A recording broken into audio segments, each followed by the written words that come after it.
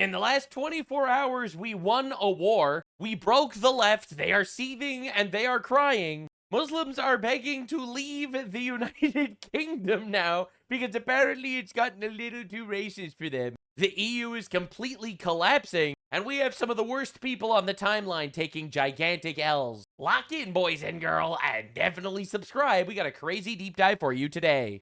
My previous video was recorded in the Jew tunnels, but we made it out for this one. YouTube has been pretty rude to me lately. Apparently, they really don't like that I advocate for blowing up terrorists or something. I don't know, but definitely subscribe. Share the video, do the thing, lock in, let's roll. In honor of 250 years of America and also winning a war, by the way, for those of you that didn't hear, we have unbelievable levels of aura emanating from the White House. It feels good, actually, to be an American, I'm not gonna lie. We're the most powerful country on the planet, and we're not actually afraid of that. You know, we're not gonna beat ourselves over the back of the head, screaming and crying like little babies about how, no, actually, we're supposed to be weak and gay, just like the Europeans. Sorry, Europeans, it's not your fault, it's your leaders. No, I really hate that we're not barbarians like the African savages that are eating each other's brains with sharp rocks and stuff.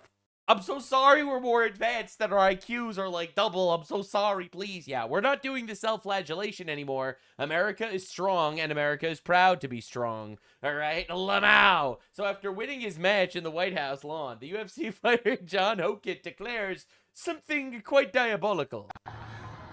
Alex Pereira, I want a shama on your mama. And lastly, Michelle Obama is a man. Am I right, America? Oh my God.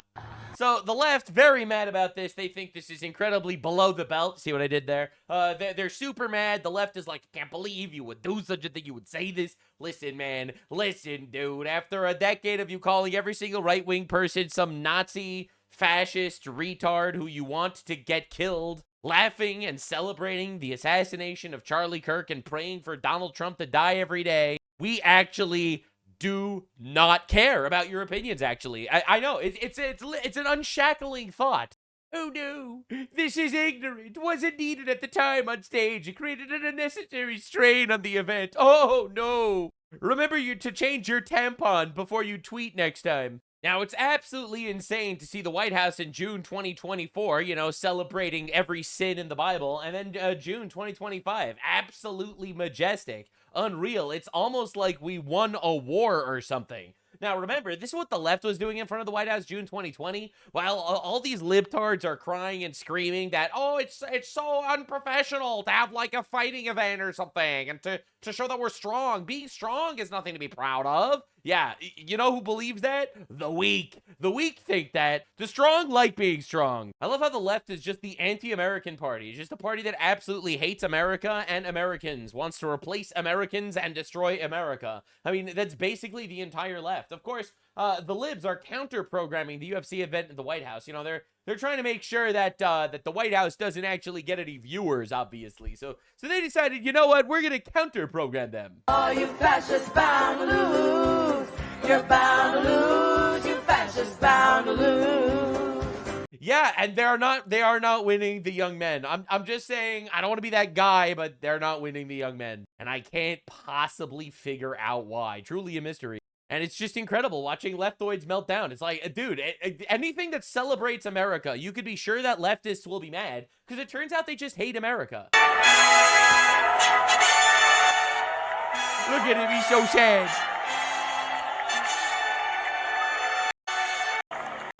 Democrat or Republican. I don't care if you're right or left. I don't care about any of that shit.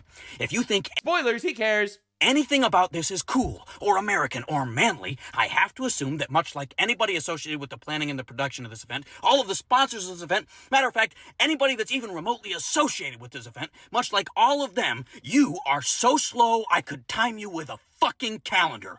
Nothing about this is cool. Well, you just don't like it because you're liberal, and liberal men aren't masculine. Listen here, shitbag.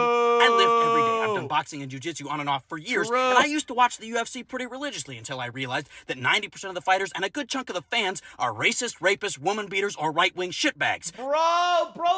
He was a big fan of UFC. He had to stop because he realized men actually believe in right-wing politics and masculinity. Dude, this is the saddest shit in the world. Definitely subscribe to this guy's Instagram so he can teach you how anal gay sex is actually much more manlier than the UFC. Pretty incredible stuff. And of course, almost as exciting as the 250th anniversary of the United States of America, we have a peace deal. Now, this is actually not exactly completely accurate. This is not a peace deal. The only people that call it a peace deal are Pakistan, because they're trying to make believe that they orchestrated a peace deal. There is not peace. I feel like everyone that's covering this is wrong about it and doesn't understand what actually happened. So we're going to have to cut through the shit. And honestly, I am very excited to show you my take and why you have to stop being a fucking panicking. The Donald posted the deal. Notice he doesn't say peace deal. With Islamic Republic of Iran is now complete. Congratulations to all. I hereby fully authorize the toll-free opening of the Strait of Hormuz and simultaneously herewith authorize the immediate removal of the United States naval blockade. Ships of the world, start your engines. Let the oil flow. President Donald J. Trump. Now, I had a very different strategy in regards to this war than Trump, clearly. So I'm just going to let you know what it is. My strategy when dealing with a terrorist regime that wants you dead is you bomb the shit out of them. And then you basically give them all of your demands. And if they capitulate to all of them, good. And if they don't, then you bomb the shit out of them. And then you tell them all your demands. And if they capitulate to all of your demands, then good. And if they refuse, then you bomb the shit out of them. This cycle repeats until they capitulate to all your demands or there is no one to capitulate. Because I actually believe in winning wars. The Donald, I guess he's more of a humanitarian than I am. He did not take that stance. However, this deal that's been made is essentially a 60-day waiting period to see if Trump can get all the things he wants, like excavating the uranium and stuff like that. And if in 60 days that stops, then we bomb the shit out of them. This is what this quote-unquote deal is. It's basically giving them some sort of respite from the war, stopping the blockade, all of oil prices around the world go down, economy gets booted up right before the midterms, by the way. Never forget the orange man's eye on the ball. And then in 60 days, if nothing is reached, we bomb the shit out of them. At least that's how I understand it so far. The truth is we don't actually know what the deal is because the actual deal was not made public yet. So while all these people panic, you know, there is a much easier way to figure out what's going on. And that is once they release the deal, we'll read it with eyes that we have. Thank God. So, Shahbaz Sharif is the Prime Minister of the Islamic Republic of Pakistan, saying, following intensive talks, we're pleased to announce a peace deal between the United States of America and Islamic Republic of Iran has been reached. Both sides declared immediate, permanent, terminally military actions on all fronts, including Lebanon. May the official signing Friday. All right, anyway, you get the idea. Essentially, with a very good accent, he states that there's a peace deal. This is not true. There is no peace deal. Pakistani Prime Minister is lying. No peace deal has been reached. An agreement to begin negotiations from scratch has been reached. All right, all this is doing is basically a jumbo ceasefire. That's what the deal is, a memorandum of understanding, all right? And it's insane how many people are falling for the third world slopaganda. And the truth is, you know, you didn't get a forever war. You weren't drafted to die for Israel. Gas didn't go to $6 a gallon. You didn't put boots on the ground. Didn't get a flood of refugees. None of your predictions came true, and none of you will admit you're wrong. They said thousands of troops would be killed. They said oil would hit $200 a barrel. They said our Gulf allies would turn on us, when in reality our alliance with them is stronger than ever. Because Iran bombed all of them. They said BRICS would join the war. They said the stock market would crash, and it's literally at an all-time high. They were wrong about everything. All right, literally, you need to download this into your mind. All the fear-mongering and the psyoping, every ounce of it was all wrong. The Tucker Carlsons and the Megyn Kellys and the Dave Smiths and the entire Podcastistan universe, extended universe, were all wrong about everything. They did not make one accurate prediction. Iran does, however, commit to indefinitely never obtain a nuclear weapon under deal with the U.S. Again, their word means nothing to me, to be honest. I would trust them a lot more if they were dead. That's personally what I would do to people that try their absolute best to kill me and my country. But hey, so the Donald is covering this briefly. You know, he's sitting here with the, you know, in honor of Pride Month, he's here with the gayest man of all time, the French president. Mr. President, when will the text of the MOU be released? I think pretty soon. I would say, I mean, I want it to be released because it's a very powerful document. It's not like the Obama document, which was just a terrible document. This is a very powerful document, and I want it to be released. So probably pretty soon.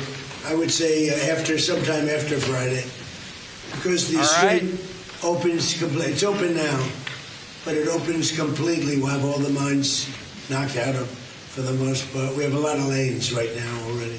By the way, this is what we call winning a war. Just understand, we've suffered zero repercussions from obliterating their navy, their air force, their missile systems for the most part. All right, we wiped out 2 rungs of their leadership, a ton of their top terrorist retards, and you know, honestly, it was based. It was actually pretty based. This is what we call winning a war, by the way. So I think sometime in the very near future, yeah. Mr. President, when will Pretty insane stuff. And again, I'm not going to sit here and criticize the deal until I actually see what the deal is. All right, now, there is massive fake news going around saying that we're giving them $300 billion. In fact, this was trending everywhere. Everyone was talking about it. And it stemmed from fake news, again. Iran, when would that go into No, it doesn't. Well, they have to. It's really a behavioral thing. If they do what they're supposed to do, that starts taking effect. Monsieur Macron, quel engagement êtes-vous prêt à prendre au nom de la France?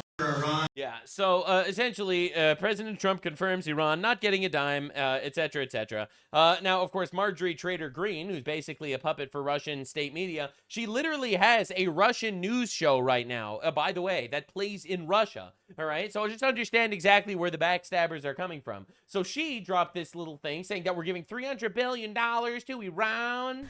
So I'm reading today that in the U.S.-Iran proposed peace deal, which isn't out yet, by the way, which none of us have read, that is supposedly going to be signed later this week. This is after we've been told at least 38 to 40 times that there's going to be a peace deal, but supposedly... All right, so he was right.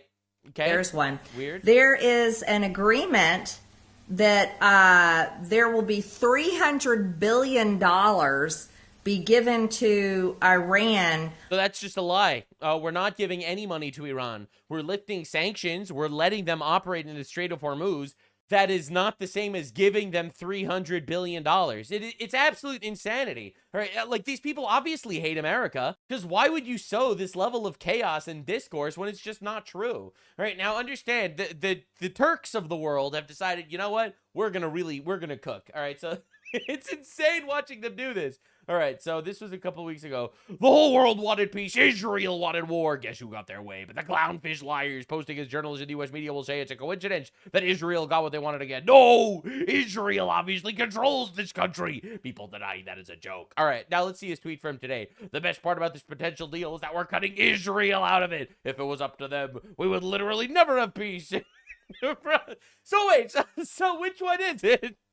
Which one is it? Foreign Turkish instigator that wants to have sex with animals? Does Israel control our country? Or do we literally control Israel? And when we say there's peace all of a sudden, even though Israel obviously does not want that to happen right now. It turns out it was all a foreign op in order to drive people apart. And it worked. For a lot of retards fell for the slop. All right, breaking news. Netanyahu directly rejects the Lebanon clause of the U.S.-Iran agreement announced by Pakistan, telling Trump the IDF will not withdraw from Lebanon and that Israel does not consider itself bound by the clause per Ma'ariv. That's a media site. And you know, a lot of you are not going to like what I have to say here, but I actually think this is one gigantic game of good cop, bad cop. Donald Trump's the good cop. He's out there, arms outstretched, come, we killed your father and grandfather and basically all of your friends and terrorists. Oh, we've wiped out your military. Come, Bubba, come into the arms of the orange man. We'll make a deal. It'll be a great deal. The greatest deal of all time. Meanwhile, you have Netanyahu being like, oh, we didn't sign any deal. We're going to keep bombing the shit out of Lebanon. And actually, that's based. I'm sorry. That's actually awesome. Netanyahu wasn't part of the peace talks. Israel wasn't part of the peace talks. If they can keep killing terrorists that have been killing Americans, that's W ally. What can I say? All right. Now, when Donald Trump made this post, Joe Kent, who's been shitting on Trump and basically, in my opinion, acting as a foreign operative and ended up quitting as the counterterrorism guy, he said, very great news, smart move by President Trump. This guy has been spending months telling Americans that President Trump couldn't do this because Netanyahu was controlling him with blackmail and Epstein files. And now all of a sudden, fantastic move that President Trump is literally doing exactly the opposite of what Netanyahu wants. Understand, the Israeli perspective is these are terrorists, we should kill them. Which I suppose makes sense. Now, Israel will not be bound by the Lebanese clause in the Iran deal. Israeli Prime Minister Netanyahu firmly informed U.S. President Donald Trump Israel does not consider itself obligated by any Lebanese clause in the agreement with Iran. And you know what? I'm just going to say it. I'm just going to be that guy. Based as fuck, actually. Iran signed a deal with the United States of America. Israel is a sovereign foreign nation, and whatever they do is not really our business. The truth of the matter is, Hezbollah in Lebanon has been bombing the shit out of Israel. Thank God most of them have been intercepted, because that is generally what happens when you have an incredibly advanced technological, high IQ, innovative nation going up against inbred barbarian retards. So yeah, Hezbollah, who's been the last 40 years bombing Israel, is finally fucking finding out and getting the shit kicked out of them. Hezbollah, for those of you that don't remember, they killed 240 of our Marines in Beirut, all right? They killed hundreds of thousands of people or contributed to those deaths in Syria. These motherfuckers destroyed Lebanon. Lebanon could have been a fantastic nation held captive by Hezbollah, where the Christian population in all of Lebanon decreased drastically. It used to be a Christian majority country, and now all of a sudden, oopsie poopsie, it's not anymore. How did that happen? I don't see why Iran should have any say over what Israel does with people that are bombing them, and Israel didn't sign any agreements. I think this is the ultimate win-win. We get this memorandum type situation. Our ally obliterates the fuck out of terrorists that have been killing us. This is huge, actually. In case you were wondering, Hezbollah is still bombing Israel. All right, this is another drone attack that Hezbollah launched into Israel after this peace deal was signed. Again, expecting Israel to just be like, oh, yo, we're totally not going to fight back. Again, the actual retard position. All right, now Asmongold, I'm just saying, I don't know what happened, but I feel like we've radicalized Asmongold. I know we have like a lot of overlap in our audiences, but this dude, I feel like he takes the exact same stance that I laid out a couple days later. I don't know if we're sharing the same brainworms or we have audience overlap or whatever, but it is insane to see. Because remember, Asmongold's not like a pro-Israel guy. He's America first, as he should be. Israel's a foreign nation, but I actually totally agree with this take. Netanyahu informed Trump that Israel will not pull IDF forces from Lebanon and does not consider itself bound by the Lebanon clause in the U.S.-Iran agreement. Okay, you know what? Like, the thing is, this has always been my stance on this. You can never negotiate with these fucks. That's right. You just go in there, you bomb the shit out of them, That's right. and you leave them. If they want to kill Absolutely. each other afterwards, That's right. go ahead. Their be my business. guest. Nothing But to do the with me. amount of, like, why are we trying to micromanage Israel? That's right, baby. Yeah, why are we doing this, base, baby? Yeah. Israel is really mad, by the way, that there's this peace agreement. Israel wants to finish the job. Just understand what's actually going on. Israel's really frustrated with Trump right now. And honestly, I get them, all right? Their neighbors are fucking terrorizing them, and there you have, for some reason, they're not supposed to fight back or something? According to some guy in fucking Pakistan? I totally get the Israeli sentiment here. They fought shoulder to shoulder with us, all right? They're bombing these terrorist fuckers, and now they're told to stand down while they're getting bombed? No. I totally get that. Now, I actually like the idea that Israel is a foreign nation and a sovereign country and has nothing to do with us, which is why I want to stop giving them foreign aid. I don't want to be giving them money. I don't want to give our money. I'm way too Jewish to be giving money to Israel, okay? I don't want to be giving foreign money. I don't want to give money to any foreign country at all, period. And that includes NATO, okay? We give $60 billion a year to get NATO for what? For fucking what? Get me out of all of that. And that way, all of a sudden, Israel wants to bomb Lebanon, and we'll just be like, okay, what does that have to do with us? Yeah, I think he should keep bombing them. By the way, I think Israel should keep bombing Lebanon. That's because right. Lebanon has terrorists in it. That's they have right. Fuck Hezbollah in it, and fuck like Hezbollah. again, they're firing rockets That's into right. Israel. They are doing that They're every firing day. rockets into. I Every hope he day. kills every single fucking one of the That's Hezbollah my members goat. in Lebanon. That's Every the single goat. fucking one. And only then will the people there have peace.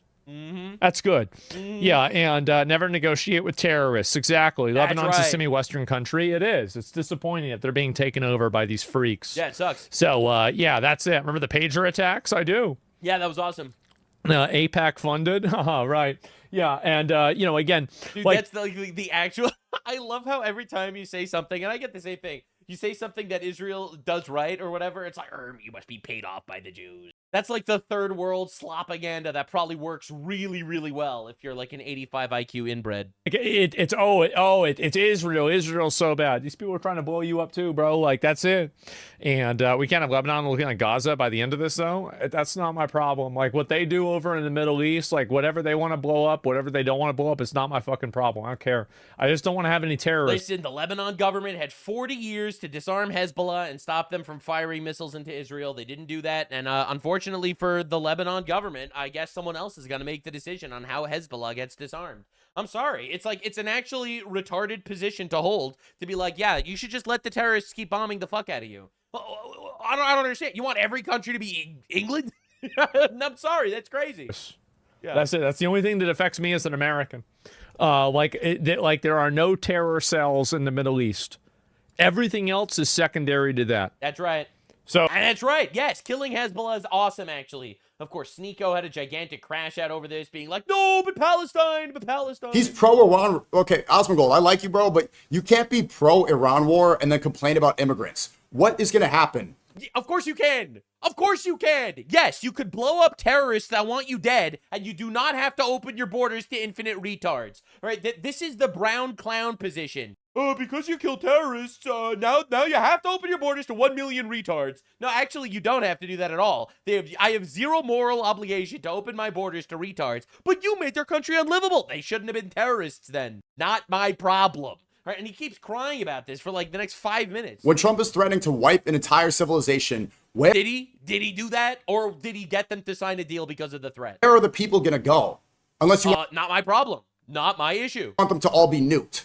Because this is what happened. No, literally not. They will overcome and overthrow their fucking regime, and they will have a glorious life over there. For the past 20, 30, 40 years. Yeah, the reason why we have Afghanis in our country is not because of the war. It's because we have retarded politicians that let them in. In Iraq, in Syria, in Libya, all over. They get bombed, then they need a place to go. No, yeah, and it's not my issue. It is not my problem. Oh, well, figure it out. Oh. If you don't want this, then stop encouraging war. If you are actually If this is like the actual brown clown position, you're against getting raped in your homeland? Well, that's actually your fault for killing terrorists across the world. Yeah, all right, dude. Anyway, he keeps going, talks about Palestine a whole lot. That Israel is the West. Palestine, Jerusalem. You know, the nuns get spit on. This was yes. There was an anti-Christian Jew once that spit on a nun in Jerusalem. Yeah, so obviously the Jews are the enemies of Christian civilization, true. Let's not talk about how Muslims have been massacring Christians literally every single place they've gone for the last 1,400 years. It's all cope. It's crazy. Now, Israel today eliminated a Hezbollah terrorist in Beirut who orchestrated the kidnapping and murder of 5 American soldiers. Thank you, Israel, from an American. Yes, Ali Musa Dakduk is fucking dead. Senior Hezbollah commander, held a series of 5 senior positions within Hezbollah. He killed 5 American soldiers, and now he's fucking rotting. Thank you, brothers in the fucking IDF that obliterated this motherfucker. You are awesome for that. Thank you. W. You know, now, President Trump apparently said, Netanyahu has no fucking judgment. I passed that message on to him. I'm very unhappy with the attack on Beirut. And I get it. Bro wants to make peace, and Netanyahu wants to eliminate terrorists that are threatening him, directly. I understand completely both sides. And honestly, I think anyone that doesn't realize that this is all theater for the retards, I think you are a subtard. You think Trump is actually, like, really disappointed that Netanyahu bombed fucking terrorists that killed Americans? Of course not. He's thrilled. He fucking loves that shit. Right, the reason why he's making this post that he has no fucking judgment is because he's trying to pass a peace deal, and he wants to make it look like he's not egging him on to do exactly that, so that the Iranians aren't fucking furious. This way, he could be like, I love peace. Peace is good. And the Iranians will, like, figure some shit out with them at the same time. Netanyahu still does it. It's how many times oh my God, Trump and Bibi Netanyahu, they really fucking hate each other now. How many times have you fallen for this slop? It's unreal, bro. It's crazy. Now, remember the words of Marcus Rubius, who, by the way, has been dead silent since this deal, because realistically, I personally, again, would not have done this deal. I personally would have bombed the fuck out of them until they capitulate. And if they refuse to capitulate, they die. All right, that's my stance, essentially, when you deal with terrorists. I personally do not agree with the Trump stance. But I'm not panicking. I'm waiting to see how this all pans out. I have faith that the Donald isn't just going to let us all down. We have 60 days now of discussions or whatever to see what goes on. I don't think Iran is going to comply. I think they're going to get comfortable. And I think they're not going to actually do the things that Trump wants them to do. And I think that we're going to end up fucking obliterating them in 2 months. Hey, I could be wrong. But to quote Marcus Rubius, first of his name.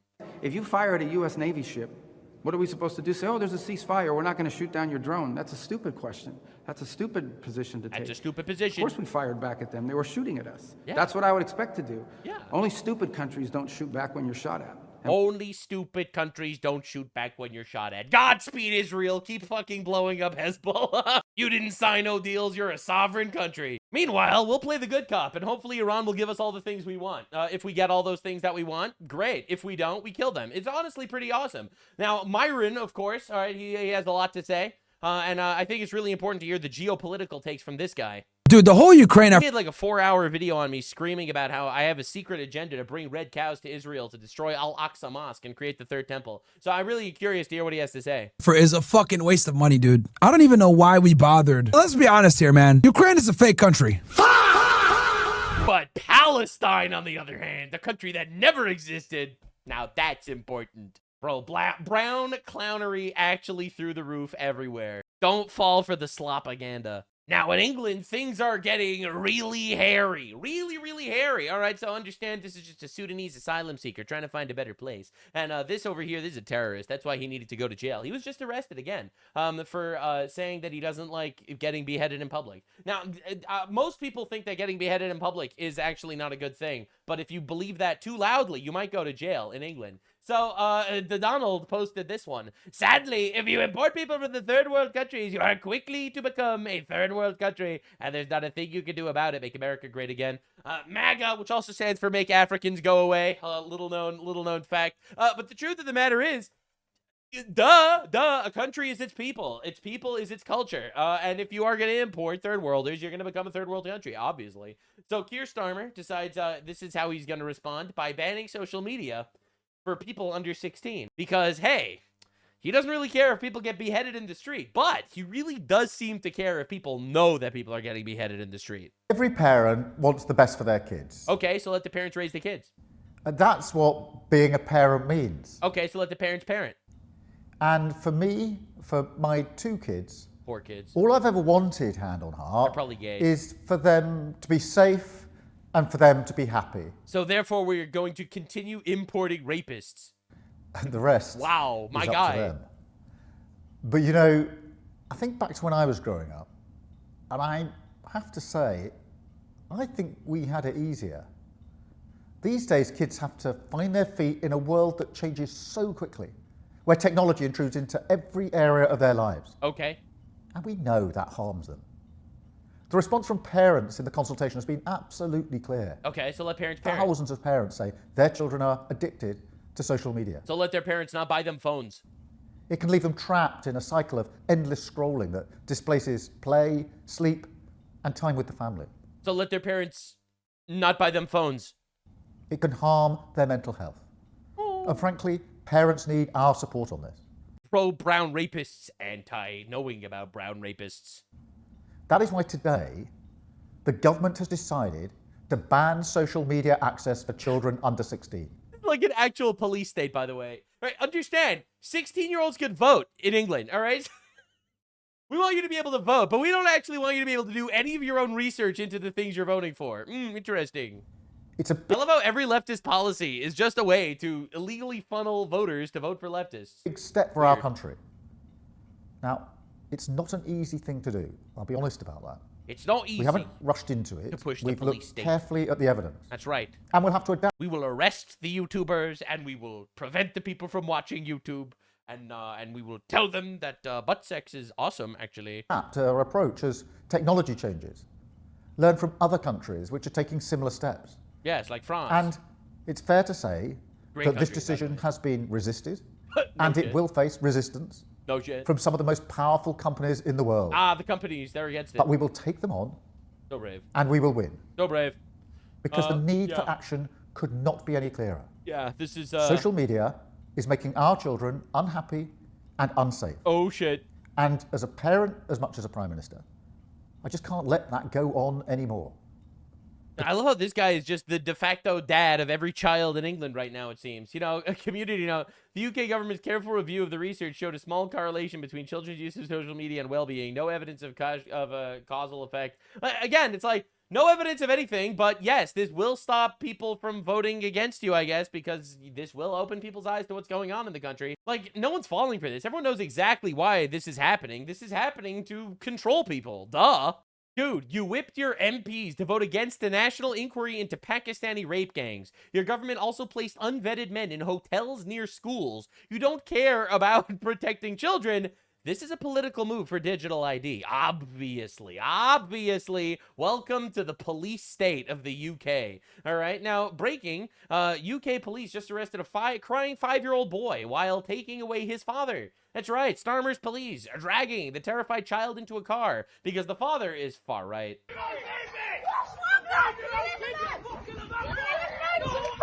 Dude, look. You're all on camera. You're all on camera. If he's far right, we have to arrest his child. I am not a video call. I'm not a video call. Imagine having women as police officers. I'm not a video call. I'm away from them now.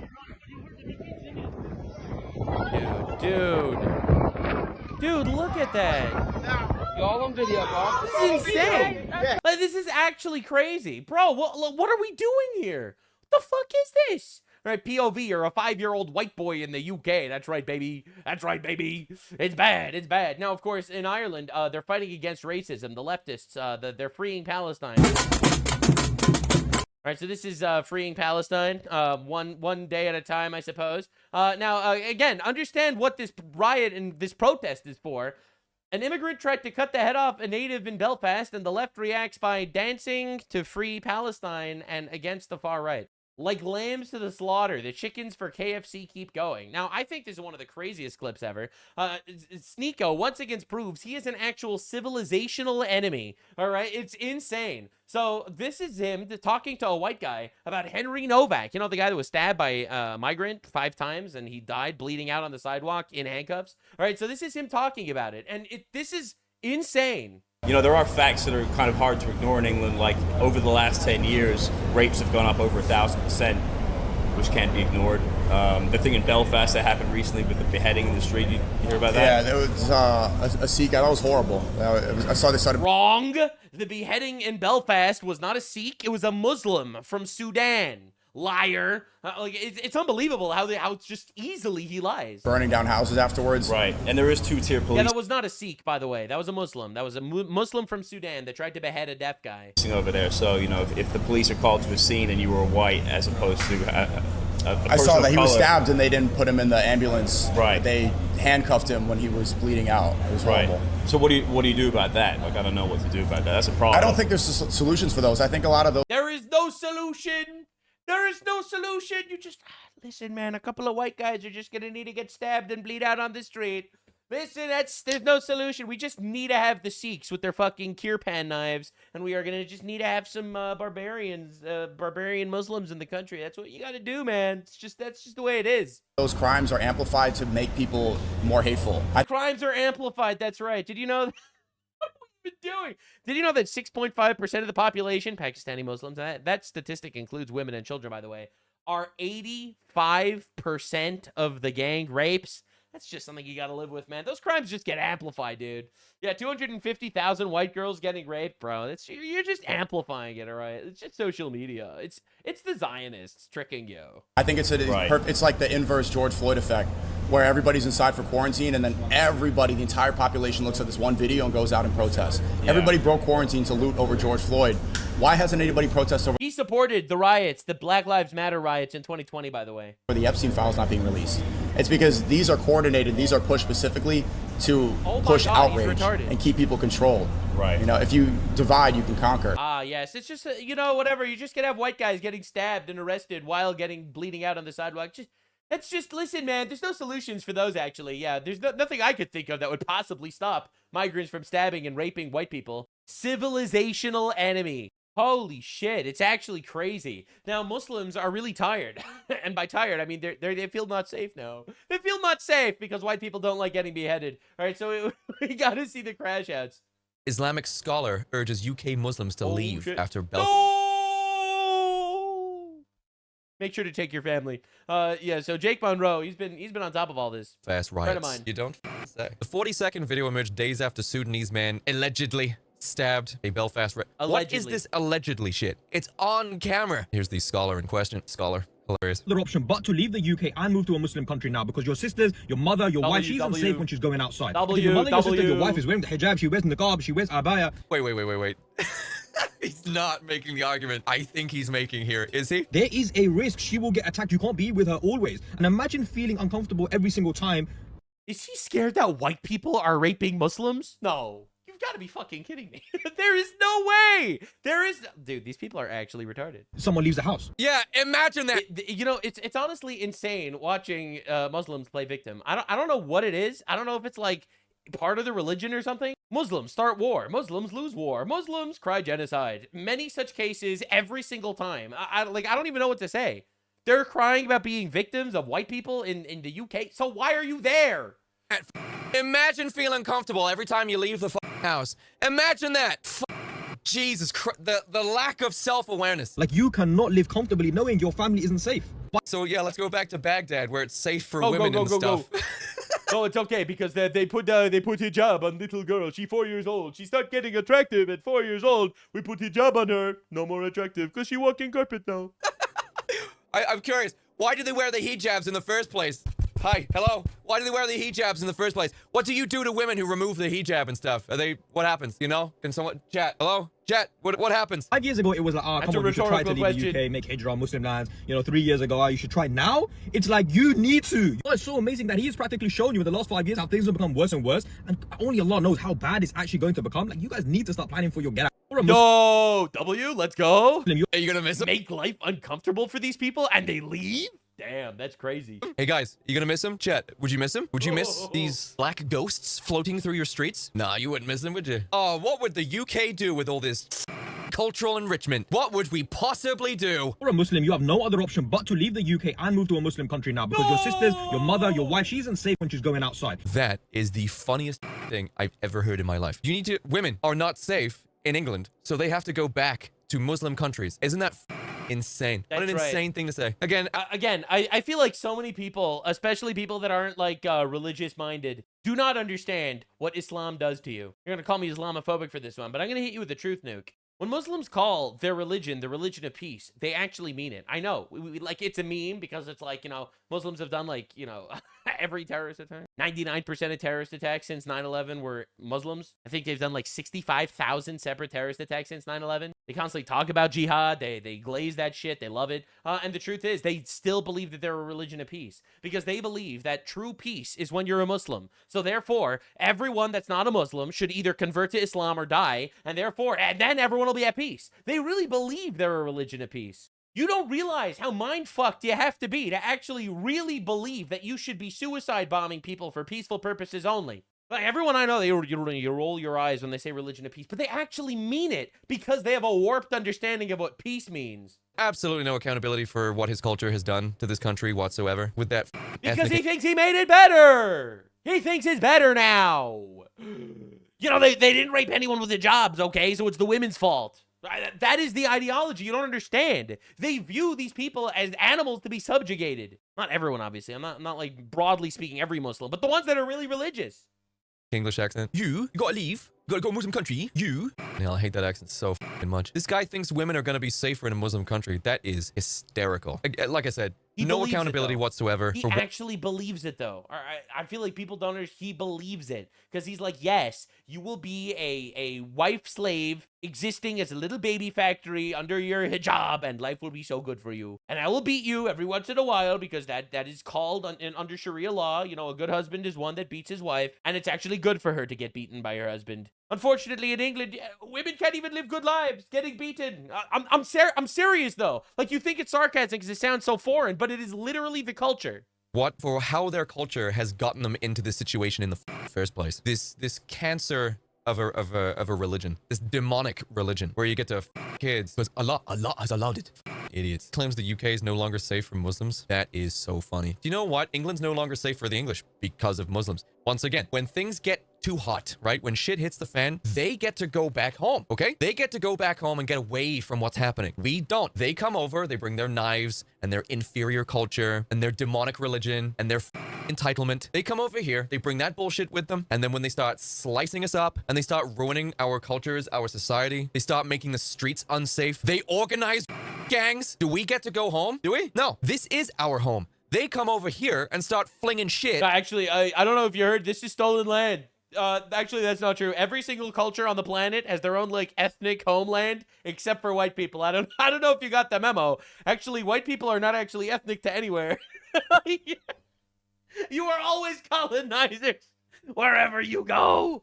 In our country, the second we start telling them no more shit flinging, they go, oh, we've got to go back to our country. Yeah, you do. You can do that. You're coming over here treating this like Pleasure Island. You get to go and do whatever the you want. Tear anything down, eat as much as you want, stab as much as you want, get put out from prison, go and have another try, see if you can kill the next one. We don't get the luxury of going home. This is our home. This idiot's inferior culture is destroying ours, and our own government is complicit in helping this asshole do it. But you're not gonna leave. Dude, people are so tired. Everyone's crashing out over this. What kind of, why does he think that's a threat? Like, why does he think we're gonna be like, no, don't go, don't. Why does he think that? Everyone's gonna be like, yeah, bye. Why do they think that's a threat? Then we're gonna leave if you keep doing this. It's like, great, yeah. Great. See you later. Bye. No, I'm really. I don't know. I feel like they did not play out the chess moves in their mind. Going to do it. I'm going to leave. Yeah, great. Yeah, bye. I'm 75 IQ threat over there.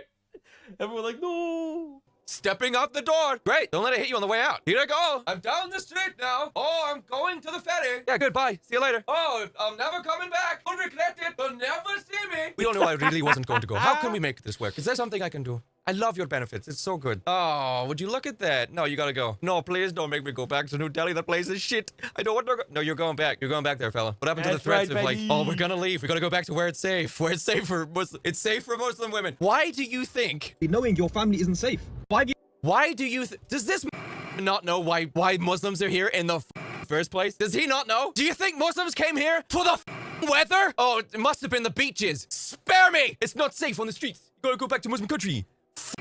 My ass open. Jesus Christ. Listen, I mean, to be fair, there are many reasons why they came to Western civilization. One of them, and it's not to be understated, is because the Muslim Brotherhood has something called the 100-Year Plan. A lot of people don't know about this. The 100-Year Plan is essentially, ever since 1990, where they said in 100 years we'll conquer the West through outbreeding them.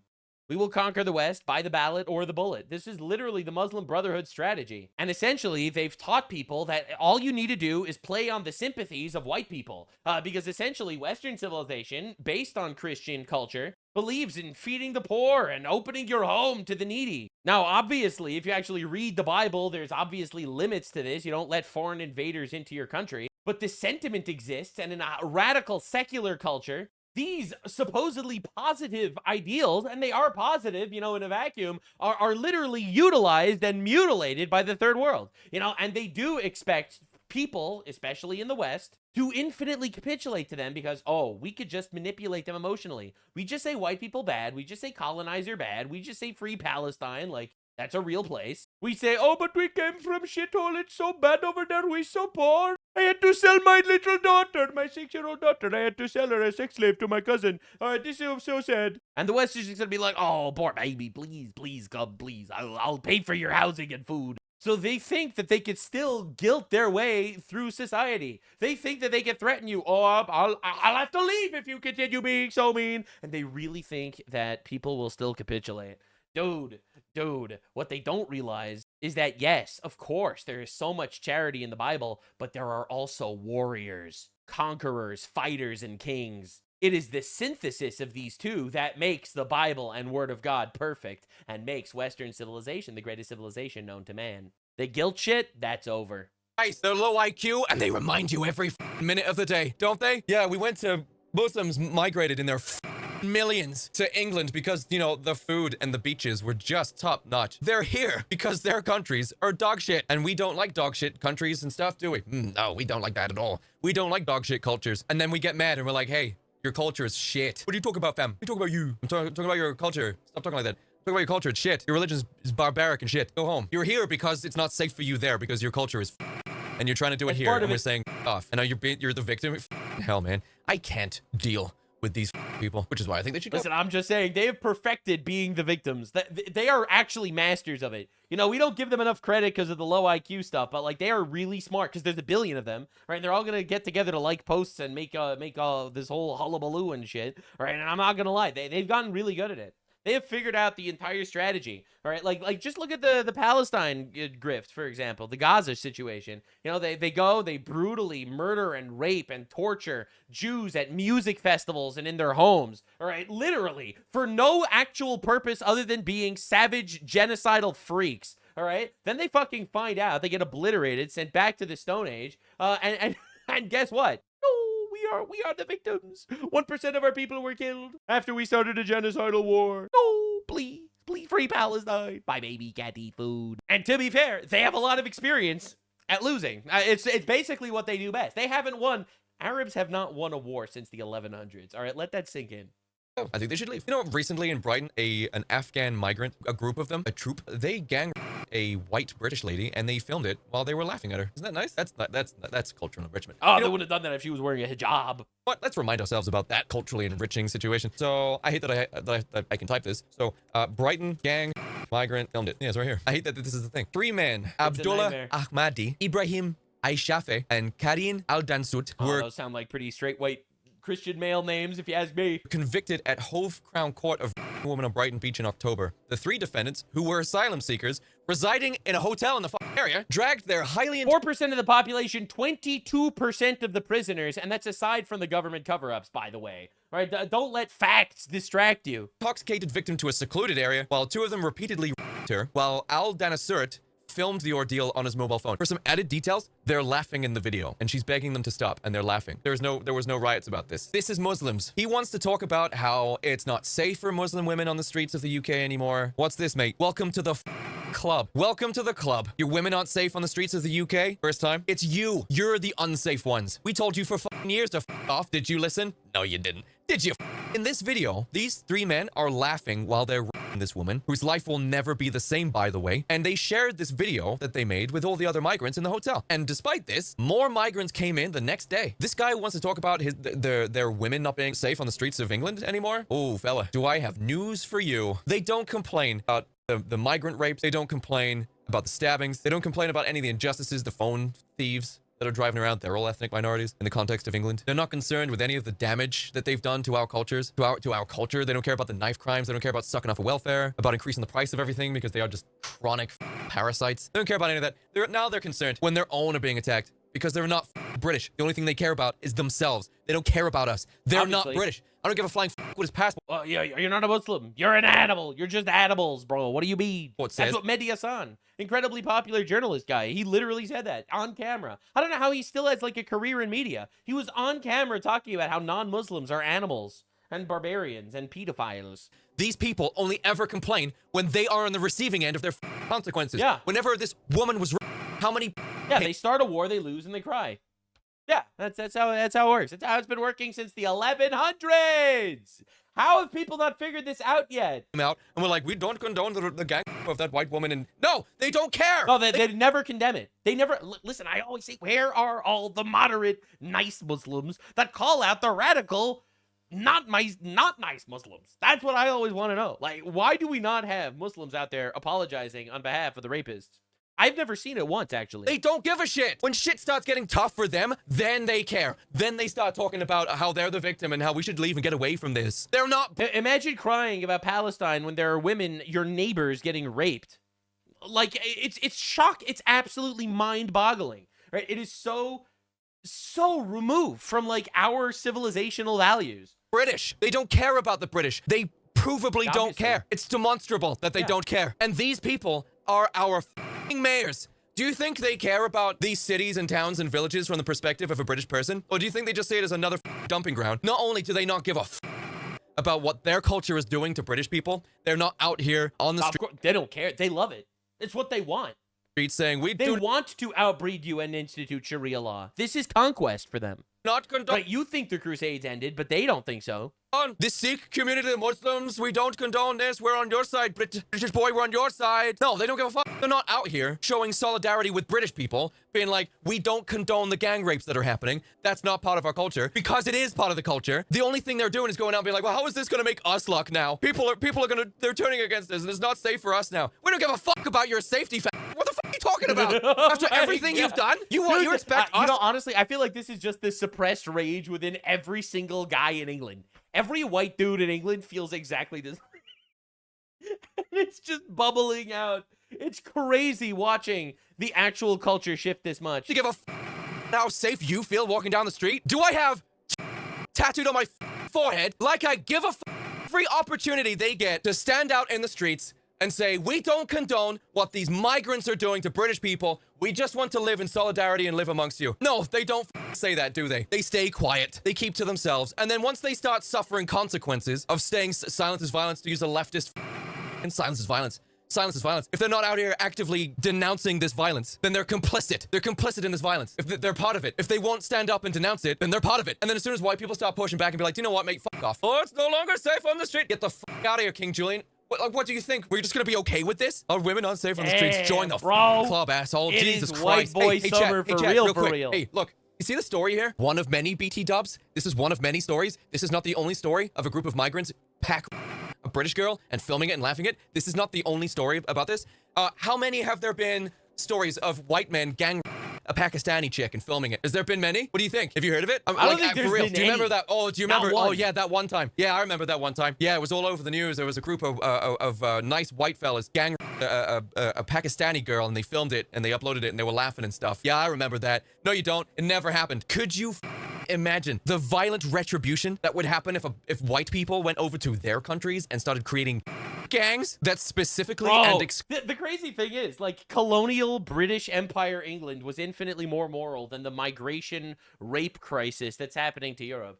It's crazy because, like, again, it's all part of, like, this insane institutionalized framing that makes you think, oh, colonialism, obviously bad because you went to a country that's not yours, but infinite migrants raping your people, that's actually great. But it's them coming to a country that's not yours, and they're literally colonizing it. They're instituting their own philosophies, their own court systems, their own legal systems, their rape gangs. No, obviously not. That's totally moral. They're asylum seekers, actually. They're victims.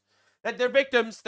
It's like the same exact thing happening, except infinitely more brutal. And yet, for some reason, the left loves it. Because, well, obviously they get votes and they get cheap slave labor because they import infinite retards. But more importantly than any of that, they look at everything through the neo-Marxist lens of oppressor versus oppressed. Oh, these guys are the oppressed. Yeah, they're raping your girls, but they're for asylum seekers, so, you know, you just gotta let that keep happening. You know, as opposed to England, which was an empire, and now they were the oppressors, so they were the bad guys. That is literally the frame that they use to judge morality. Exclusively targeted their women, what do you think they would do in their own countries? They would rip our heads off. They would expel us. They wouldn't look at it as... Dude, they execute people on the street for fucking drawing pictures of Mohammed. Dude, I don't think people understand exactly how brutal it is. There was an Italian activist, all right? His name was Vittorio Arrigoni. He was a dedicated pro-Palestinian advocate. He went to Gaza, all right, because he wanted to help the poor people in Gaza. Hamas terrorists videoed themselves blinding him and then executing him for being an infidel. Okay, all right, and that was a pro-Palestine activist. Which is just understand what you're fucking dealing with.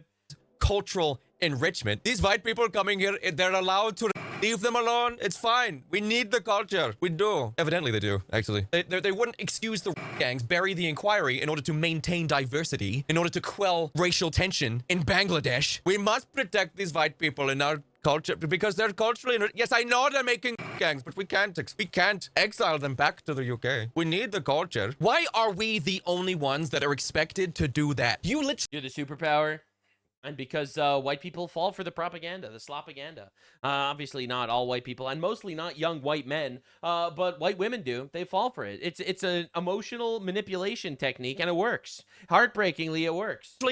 You replace the geography of what's happening here, okay? There's a metric ton of British lads going over to Bangladesh, okay, to culturally enrich it. And then some of us start making gangs. British weight gangs where we go around and we target underage Indian girls exclusively. The response would be beheadings. They wouldn't be deporting us. They would be killing us in the streets. They'd find out that white guys were making a... And honestly, I'm not even gonna lie, that would actually be based.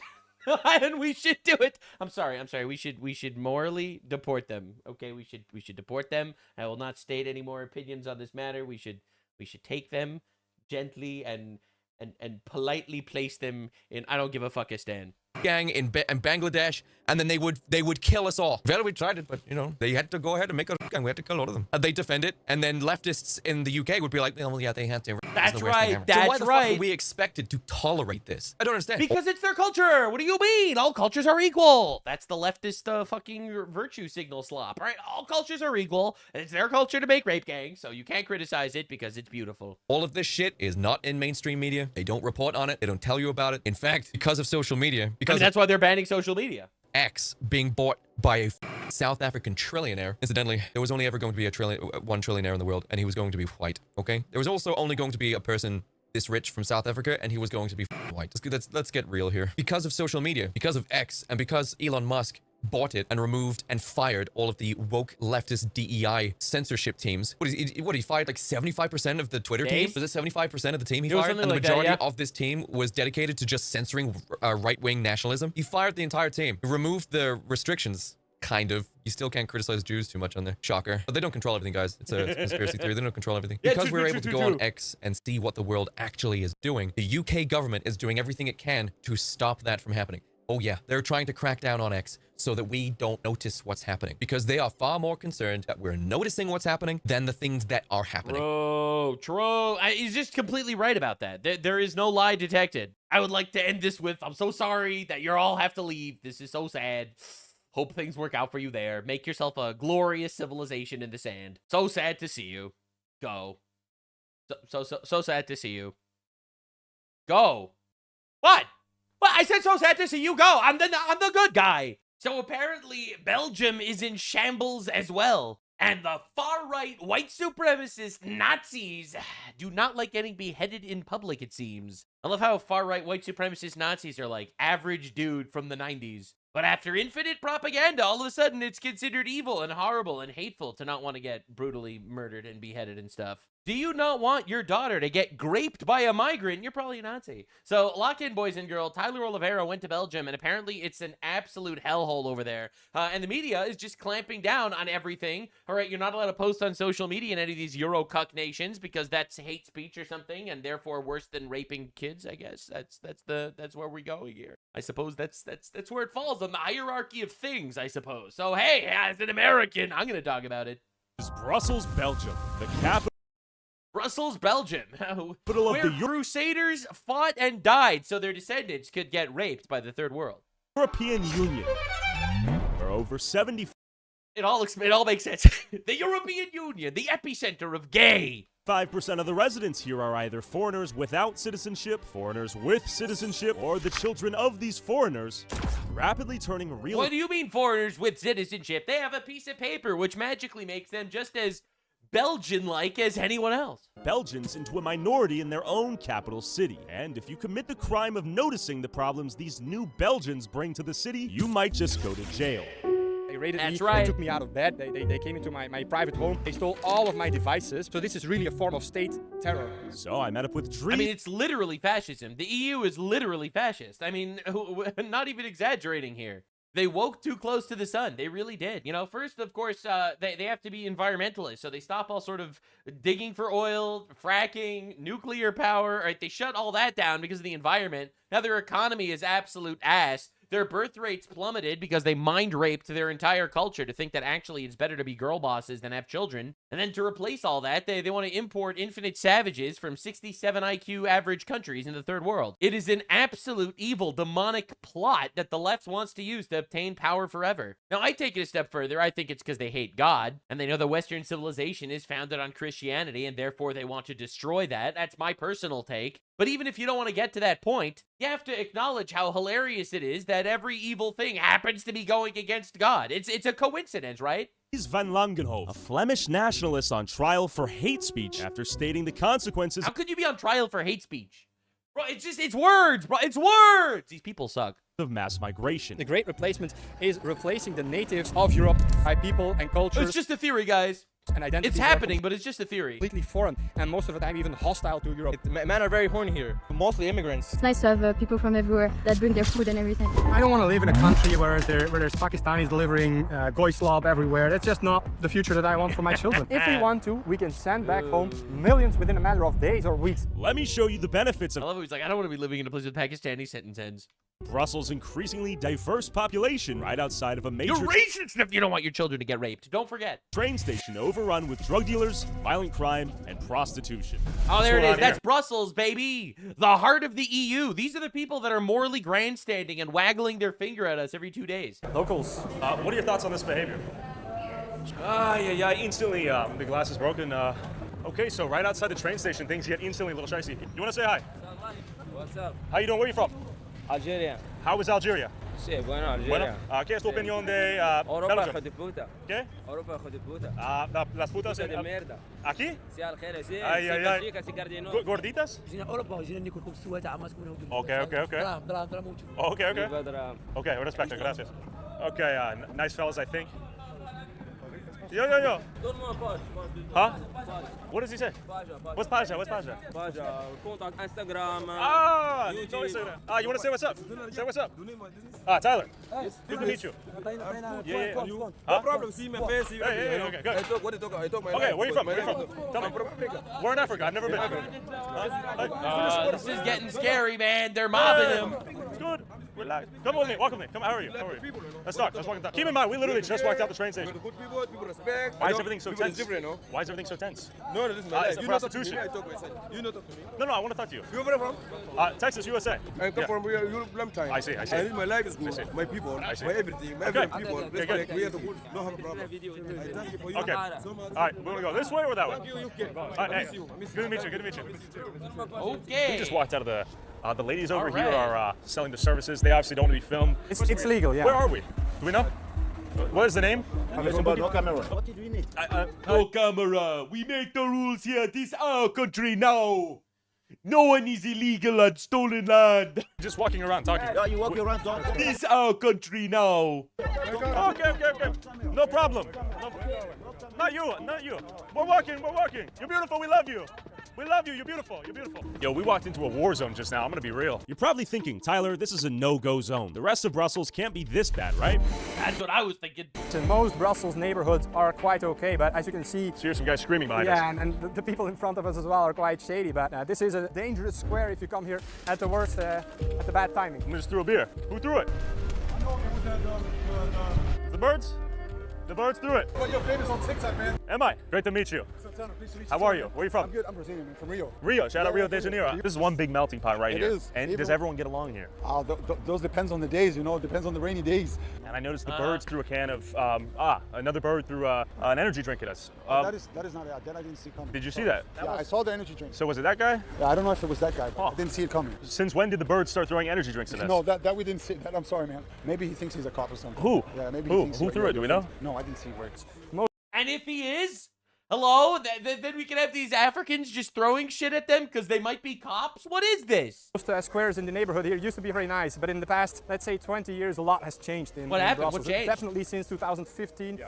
What changed? What happened? How are you doing, man? Where are you from? USA. Where are you from? Where are you from? You want to say what's up? Yeah, what's up? Morocco? How are you? USA. How you guys doing? How do you guys like Brussels? We're from Morocco, bro. How long you guys been here in Brussels? Perdu ma vie 6 mois. Ça fait 14 ans que je suis là, moi, frère. His visa expired 6 months ago. But you might be wondering. But for some reason, he's still there? That's so weird. I can't Where did all the believe it. Belgians here go? What do you mean? These are the new Belgians. They're all doctors and lawyers, and they're making the Belgian... they're making it better. Belgium is so much better now, actually, now that it's Africans. What is the Great Replacement? The Great Replacement is replacing the native ethno-cultural peoples of Europe by people and cultures and identities that are completely foreign and most of the time even hostile to Europe. So the importing basically of millions of third worlders into European communities. In Brussels right now, 90% of young people, so below 18 years of age, are foreign. They are migrants. So this city is just not a Belgian city anymore. And the 10% other people, Believe it or not, it's almost like a country is its people. It's almost like a culture is downstream from the religion of the people in the country. And replacing all these people just turns the country into something that it's not. And all of a sudden, we have the EU headquarters in Belgium, by the way. We have the EU sitting there and shitting all over our world, all right? Just saying, oh, of course, you have to be more woke, and we have to, Palestine is for the Palestinians, but Belgium is not for the Belgians. Of course, you don't get confused here, actually. Of course, obviously not. We're colonizers and evil white people, of course. Right, but that is basically what we have to deal with now. So we're making believe that the EU is still a representative of, I guess, Christian civilization when I don't want to be that guy, but it's really not anymore. Our alliance with Europe in general, coming from an American, is because we're supposedly coming from the same area. We're descending from white European Christians. We are supposedly sharing a similar culture and similar values. Your values are Congo, Morocco, and Rio. What, you think Europe is magic land and magic soil that all of a sudden everyone retains the same cultural ideas? Listen, man, you have to be absolutely fucking retarded if you think that all cultures are equal. So if a country is its people and its people is its culture, then this is not Europe. But it's too early for that conversation. They are also thinking about moving out of the city. So this city is just not a Belgian city anymore. And we see this phenomenon spreading around Brussels, but also in Antwerp, in Ghent, in many cities in Belgium. They're just not Belgian cities anymore. And this problem is spreading like an oil spill until there will be no part of Flanders anymore, no part of Belgium anymore that is Belgian. And what is their rationale for importing That's the goal. This many people into Belgium? Many different reasons, but the two main reasons are... The easy one is you get votes. Cheap labor. Slave labor. Slave labor and you get votes. That's the really easy one. I would argue that it's because it's satanic, actually. I think that all the excuses you want to come up with, it's just because actually they just hate God. The importing of cheap labor, that's why big finance, these big powers, ruthless capitalists want to import as many people as possible because they just want to make more money to then extradite to other places. And then you have the leftists who want new voters. They betrayed the white working class voters, so they now want to import third worlders to vote for them, and they will hand out welfare checks like candy in order to receive these votes. So all of this to say, is remigration at scale a possibility? I do think it is a possibility, and actually the only thing that stands in the way of... Wake up, white people! Your time is coming! It is time to wake the fuck up, white people! It's bad, bro. Of large-scale remigration is political will. We have the boats, we have the planes, we have the trains, we have the cars. If we want to, we can send back home millions within a matter of days or weeks. And do you think they are gonna just go along with that? You don't think you're gonna receive any pushback from the people who have been very happy to rape the bounty of your land until now? Yeah, remigration is gonna be very violent, all right? I'm not saying it shouldn't happen. I think it needs to happen, but it's gonna be violent. Just thinking that, oh, hey, just go on the boats and go back.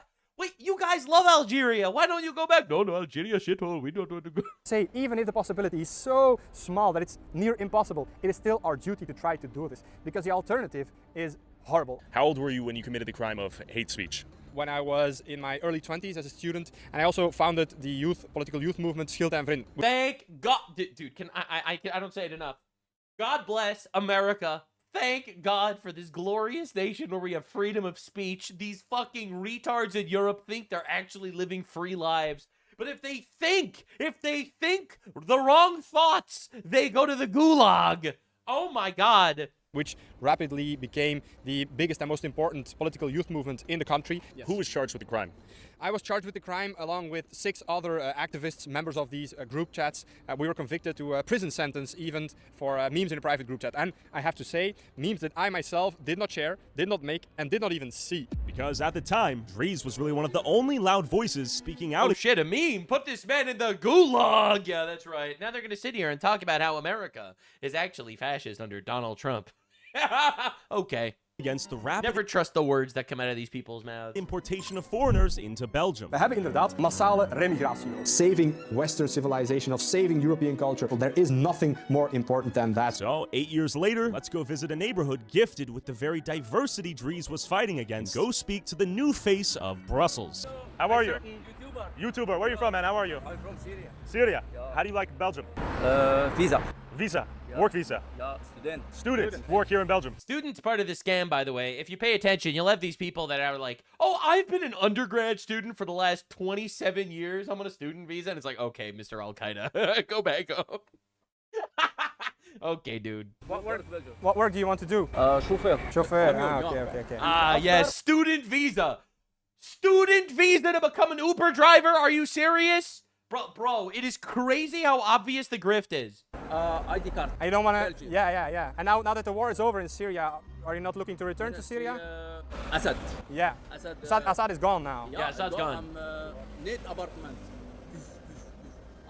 Yeah, broken. Yeah. I see. You have family over there? They need young Syrians to rebuild the country. No, they don't actually care. They actually way prefer just conquering Europe, actually.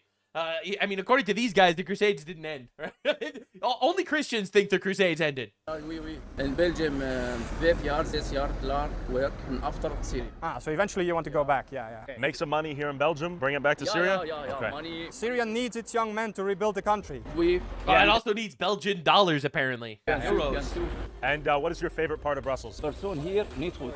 Moroccan, hashish. We noticed a lot of Moroccans giving us... Oh, no, the Syrians don't like the Moroccans. Oh, boy, this is definitely an issue that Belgium needs to deal with. Drug gangs. And Belgian women or Syrian women? Which one is more pretty? This is our final and most important question. No, Syria. Yes, Syria. Syria women so good, they have to wear hijab, but they're 4 years old, they wear hijab. Otherwise, we rape. What could we do? We can't, that's why they wear hijab. Full beautiful. Then definitely, don't wait too long to return. He's like, these are ugly. Oh, they're heavy sets. Where are you from? Syria. I see. And how do you survive in Belgium? He works here. I see. And CBS. CBS. Welfare. There should be zero welfare for migrants. I don't know, I've said this so many times, but it's like the most logical thing in the world. You cannot have a welfare state and open borders because everyone's just going to come and steal your shit. I see. And you guys don't have jobs right now? Yeah, the jobs after in the school. I see. Work, okay. My own great-grandparents would probably have a heart attack if they would return to this city. This one's great. Oh, they sound like racists. And beautiful city. The only people it was good for You were can call them a racist, but you can't call them a liar. These ruthless international capitalists who drained all the money and then fled off to other tax havens. And then these Moroccans and Turks that came here, they just never left. And then they started importing all of their families. That was the first wave. To quote Karl Marx, the Turkish working class will never amount to anything.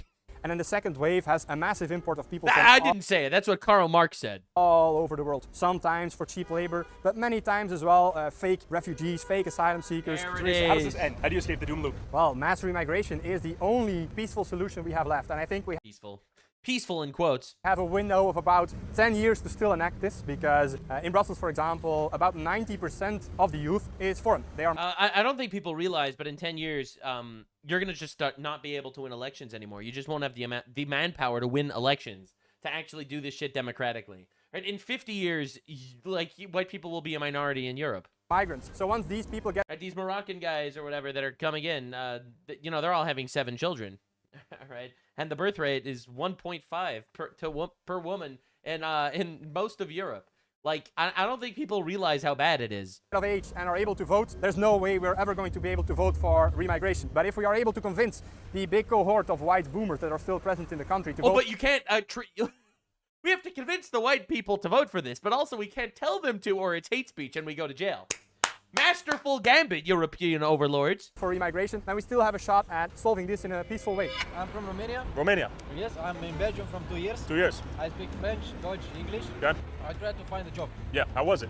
For the moment, they say I must wait for papers. He's pissing over there. This is legal. Sorry, man.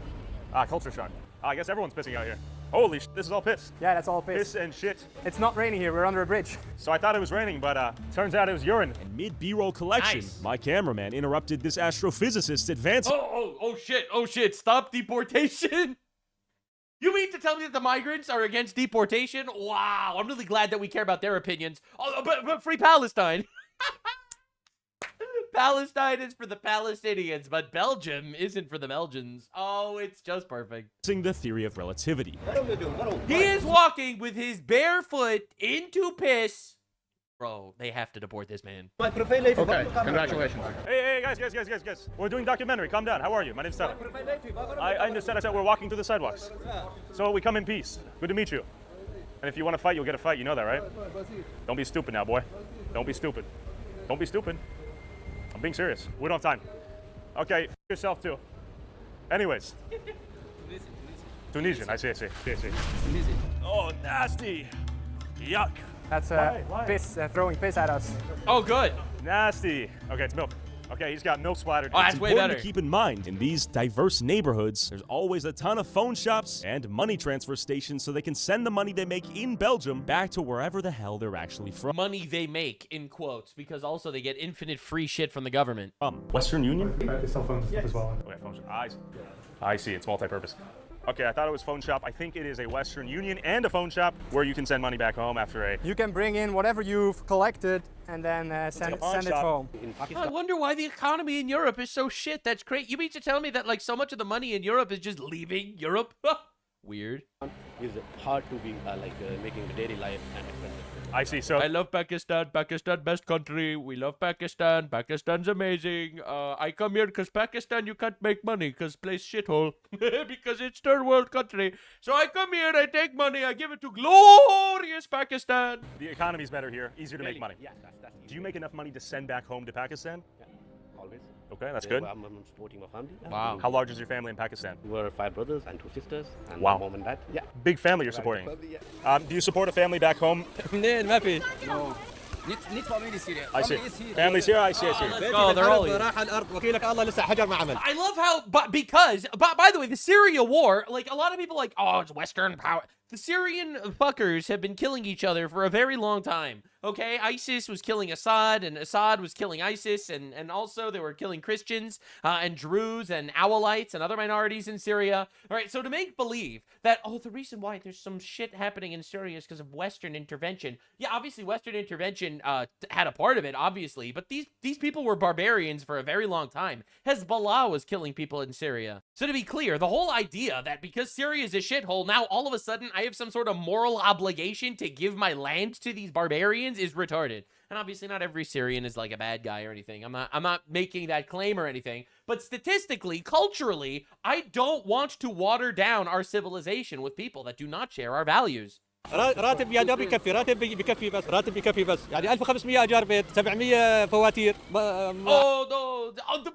I can't afford to live here. It's this much rent, this much bills. I have 7 children. We're trying literally leave. Go back home, brother. All right? What is with this bitching? عندي 7 اولاد What is this entitlement? مصروف 1500 بالشهر 7 baby. He has 7 babies. Yeah, 7 Wow. baby. He has a baby. Student. Oh, so you don't work? No work. Well, I Man, Belgium sucks. I can't even afford raising my 7 children. Okay, what do you do for a living? Oh, I don't have a job. I'm on welfare. I'm a student. I have a visa. I have a student visa. I'm an 85-year-old student in liberal arts from Syria. Yeah, right. Okay, dude. Well, I do for the deliveries, for the Uber, for the Uber, delivery, they're all Okay. Uber. And how long you been here? about 1 year. Do you see yourself staying for the rest of your life? You should go to live for the life for the weather in Italy and in Spain, in Portugal. Oh, yeah, all of Europe actually just belongs to these guys. You're not aware. Colonization is bad, but all of Europe belongs to the Pakistanis. I hope you're aware of that rule. It is very good there. I see. So you can see very cold here, that's why. And I'm asking if he gets money from the state. CBS? Food stamps. CBS. CBS is welfare. country بيطالن. How much? قديش بالشهر؟ يعني انا باخذ حوالي 2000. Oh, let's go. We got this Syrian student on a visa getting 2,500 euros a month from the government. Oh, he's got to raise his seven children that are here for some reason. 500. 2,500 euro per month from the state. Yeah. But also free apartments. Wow. Electricity. Oh, great. Oh, look at that. ماني بس بيروح كله I ايجار بيت But فواتير it gets spent, so that makes it okay. مصروف اكل I see. Money, finish. I see. Stop. You can say Europe is the way like you can fulfill your dreams here. And And so therefore, we want to turn it into Pakistan too. That's right. We love Europe so much because you can fulfill your dreams. Anyway, all we now need is we need the women to wear hijabs, and we need Sharia law everywhere, and we need and we need to basically run Europe like Pakistan, and it'll work. Europe supports you, and Europe give you the opportunities to live here and support your family. I don't want to live in a country where there's Pakistanis delivering goy slop everywhere. That's just not the future that I want for my children. Sure. How do you guys like Belgium compared to Guinea? Yeah, I think here, we have a little bit of freedom. I think people are afraid because they don't know who are yours. I think it's good to do some little bit of introduction. Yeah, we need an introduction. Can you please explain to us how the seaman warriors of Papua New Guinea operate? Can you please explain that to us, sir, and how that impacts your cultural ideas? Yeah. Good to meet you. I'm pretty sure that's a culture where when the boy becomes a man, all the village elders rape the kid to empower him with the semen of 1,000 older men so that he could fight as a greater warrior. But hey, listen, that's not my culture, so I'm not.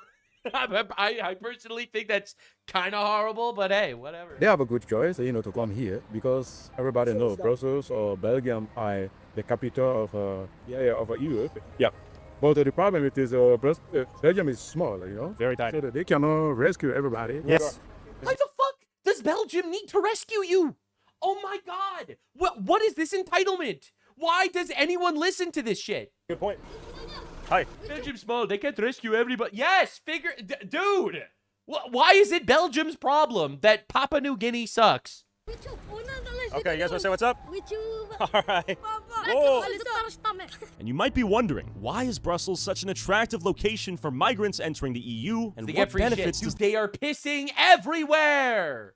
Why is Brussels such Oh an my God. attractive location for migrants entering the EU? Dude, you got women walking around breathing through their clothes because they're surrounded by pissing people. Dude. And what benefits does the government here give you once you get here? We headed to Brussels' humanitarian hub to find out. Thank you. Hi. Okay, I'm walking. Every migrant thinks that they could command you on how to live in, somebody else's country. Where's the door? Where's the door? I'm looking for the door. Where's the door? Okay, then we have no problem. Relax. F you two, all right? Ay. Niemand is illegal? Nobody is illegal. Do you agree with that? I must say I disagree. But you might be Nobody is illegal here in Belgium, says the illegal in Belgium. Wow. wondering why these young men traveled across the world through several safe countries to get all the way to Belgium. But real quick, are you tired of hunting for coupons and promo codes? You know what I'm tired of? Sharing internet access with people from Pakistan.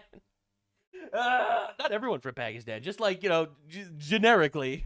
Where are you from? Ethiopia. Say what's up. What's up? Where are you from?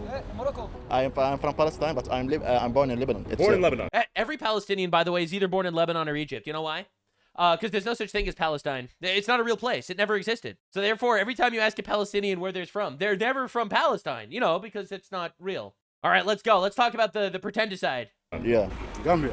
Morocco. Why did you come? Because of the political issues, there is forced conscription to fight against the federal government. The federal government is also not supporting Tigray. I see. So because of that, I was forcefully conscripted and spent a lot of bad special medical issue. How do you like it here in Belgium? It's good. Just I'm arrived from 3 years, and now my life is stable now. If you go to Belgium, you cross several safe countries. Why did you come all the way to Belgium? I chose here because I have done 2 times surgery in my ear. I get free shit in Belgium. Very nice. So I have Very medical issue nice. and trauma about the war. So I have a relative here. Nobody in Europe I know, and I came here. Because we have good medical care then. The support from my relative. That's right. He really picked Belgium because he gets free shit that are paid by the taxpayer. Do you plan to stay in Belgium or do you plan to return?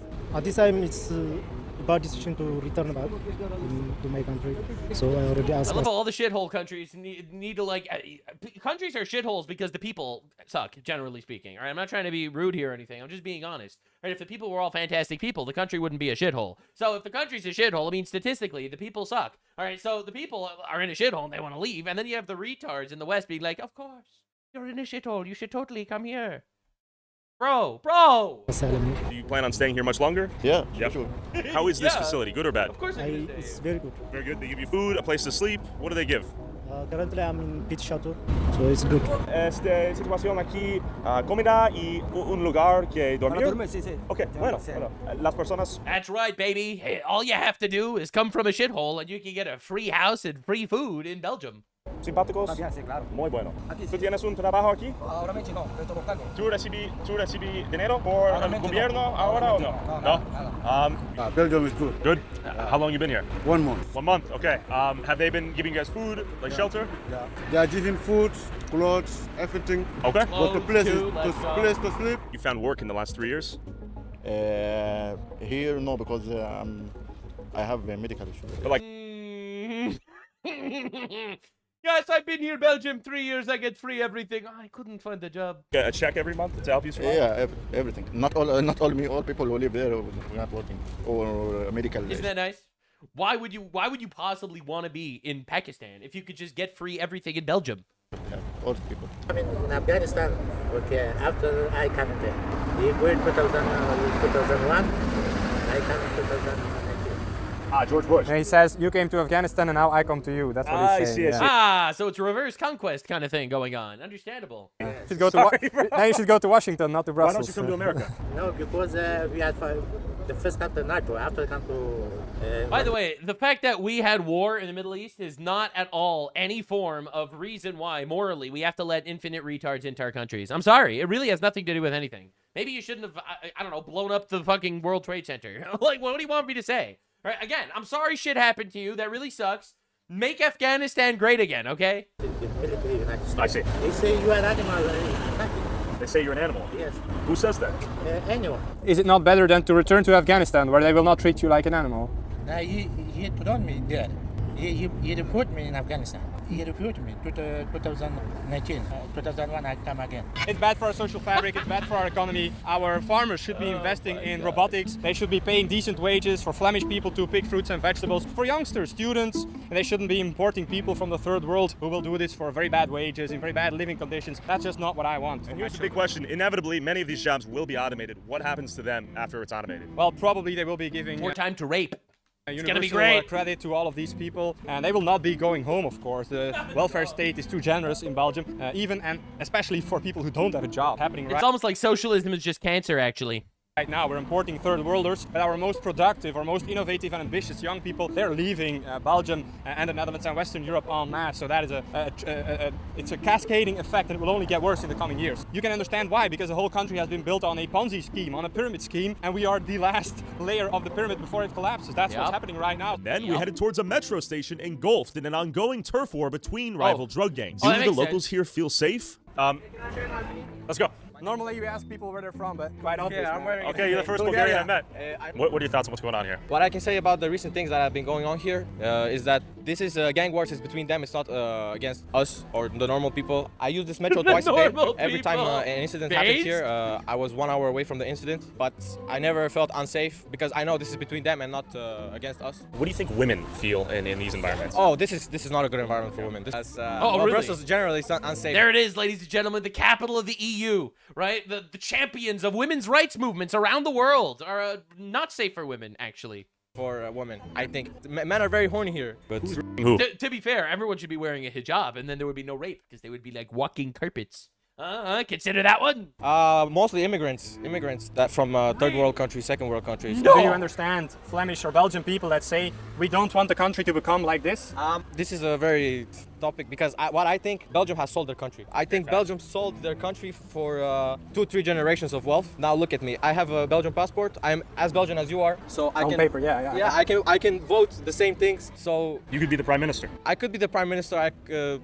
And you wouldn't want Bulgaria to end up like this? I would definitely not want Bulgaria to end up like this. That's why I'm always so against immigration in Bulgaria. He's like, I'm against immigration. Anyway, I'm here. Sucks to what's happening to you guys, but it's over. Anyway. Stuff like that. So now here in Belgium. Belgium, it's already done. Like I don't see it's going any good. I don't see it. Yeah, once it reaches a certain level, it's unstoppable. The interest of the Belgian people is getting lost. Fake news. Fake news for real? For real. For real? You'll have to do your own research. That's your project. Okay, I don't have time for this, but it's good to meet you. Yeah. Don't worry, a liberal woman is here to defend the rapists, ladies and gentlemen. You know, all is right with the world. Wish you the best. Oh, thank you so much. Likewise. I really like Brussels. Okay. There's a lot of good food. What are the best things about Brussels? Add some positivity here. The good food. Okay. I'm going to eat now Pakistani food. You should try it. Okay. Every single person that's like, oh, migration is actually good because the food is good. It's the only thing they have. It is the only thing they have. This is Pierce Morgan all over again. It's literally their only argument. And they just spam that shit on repeat. It's the only thing they have. Okay, okay. And Brussels is fun. Okay. You know, center of Europe. There's NATO here. So Okay, okay. it's nice to have Bro, we have to leave NATO. people from everywhere that bring their food and everything. Okay. You would agree with that? I would say food is great, but it would be easy to actually go to a foreign country and learn the dish and bring it back home. Is that what you're saying? You'd rather go to Yemen? I can Google Yemeni recipes. I gotta say, it can't be that hard to make a Yemenis dish. It's quite hard, actually. Okay. Master the rice. I'm also very skeptical of how you portray stuff. What do you? Yeah. I had a sense. What you had the sixth sense of what? That I'm a great guy? I kind of have a sense of what you're doing. I think in life you can portray everything the way you want to portray it. You know this framing? What do you think I'm missing out here? He's framing it. Yes, yes. You see, there's another side to this story of how the migrant beheaded a guy in Ireland. You see, actually, the guy was deaf. What would you No, like I to don't know. share? It's just a Wikipedia, and Wikipedia is a course. collaborative platform. Anyone can Yeah. write anything about it. No, but, not anyone. That's actually not true, but I get what you're saying, yeah. That's actually not true. It's specifically leftists that can write whatever they want on Wikipedia. I'm a big Wikipedia fan. I'm actually a big hater of Wikipedia. Yeah, me too. Fuck Wikipedia.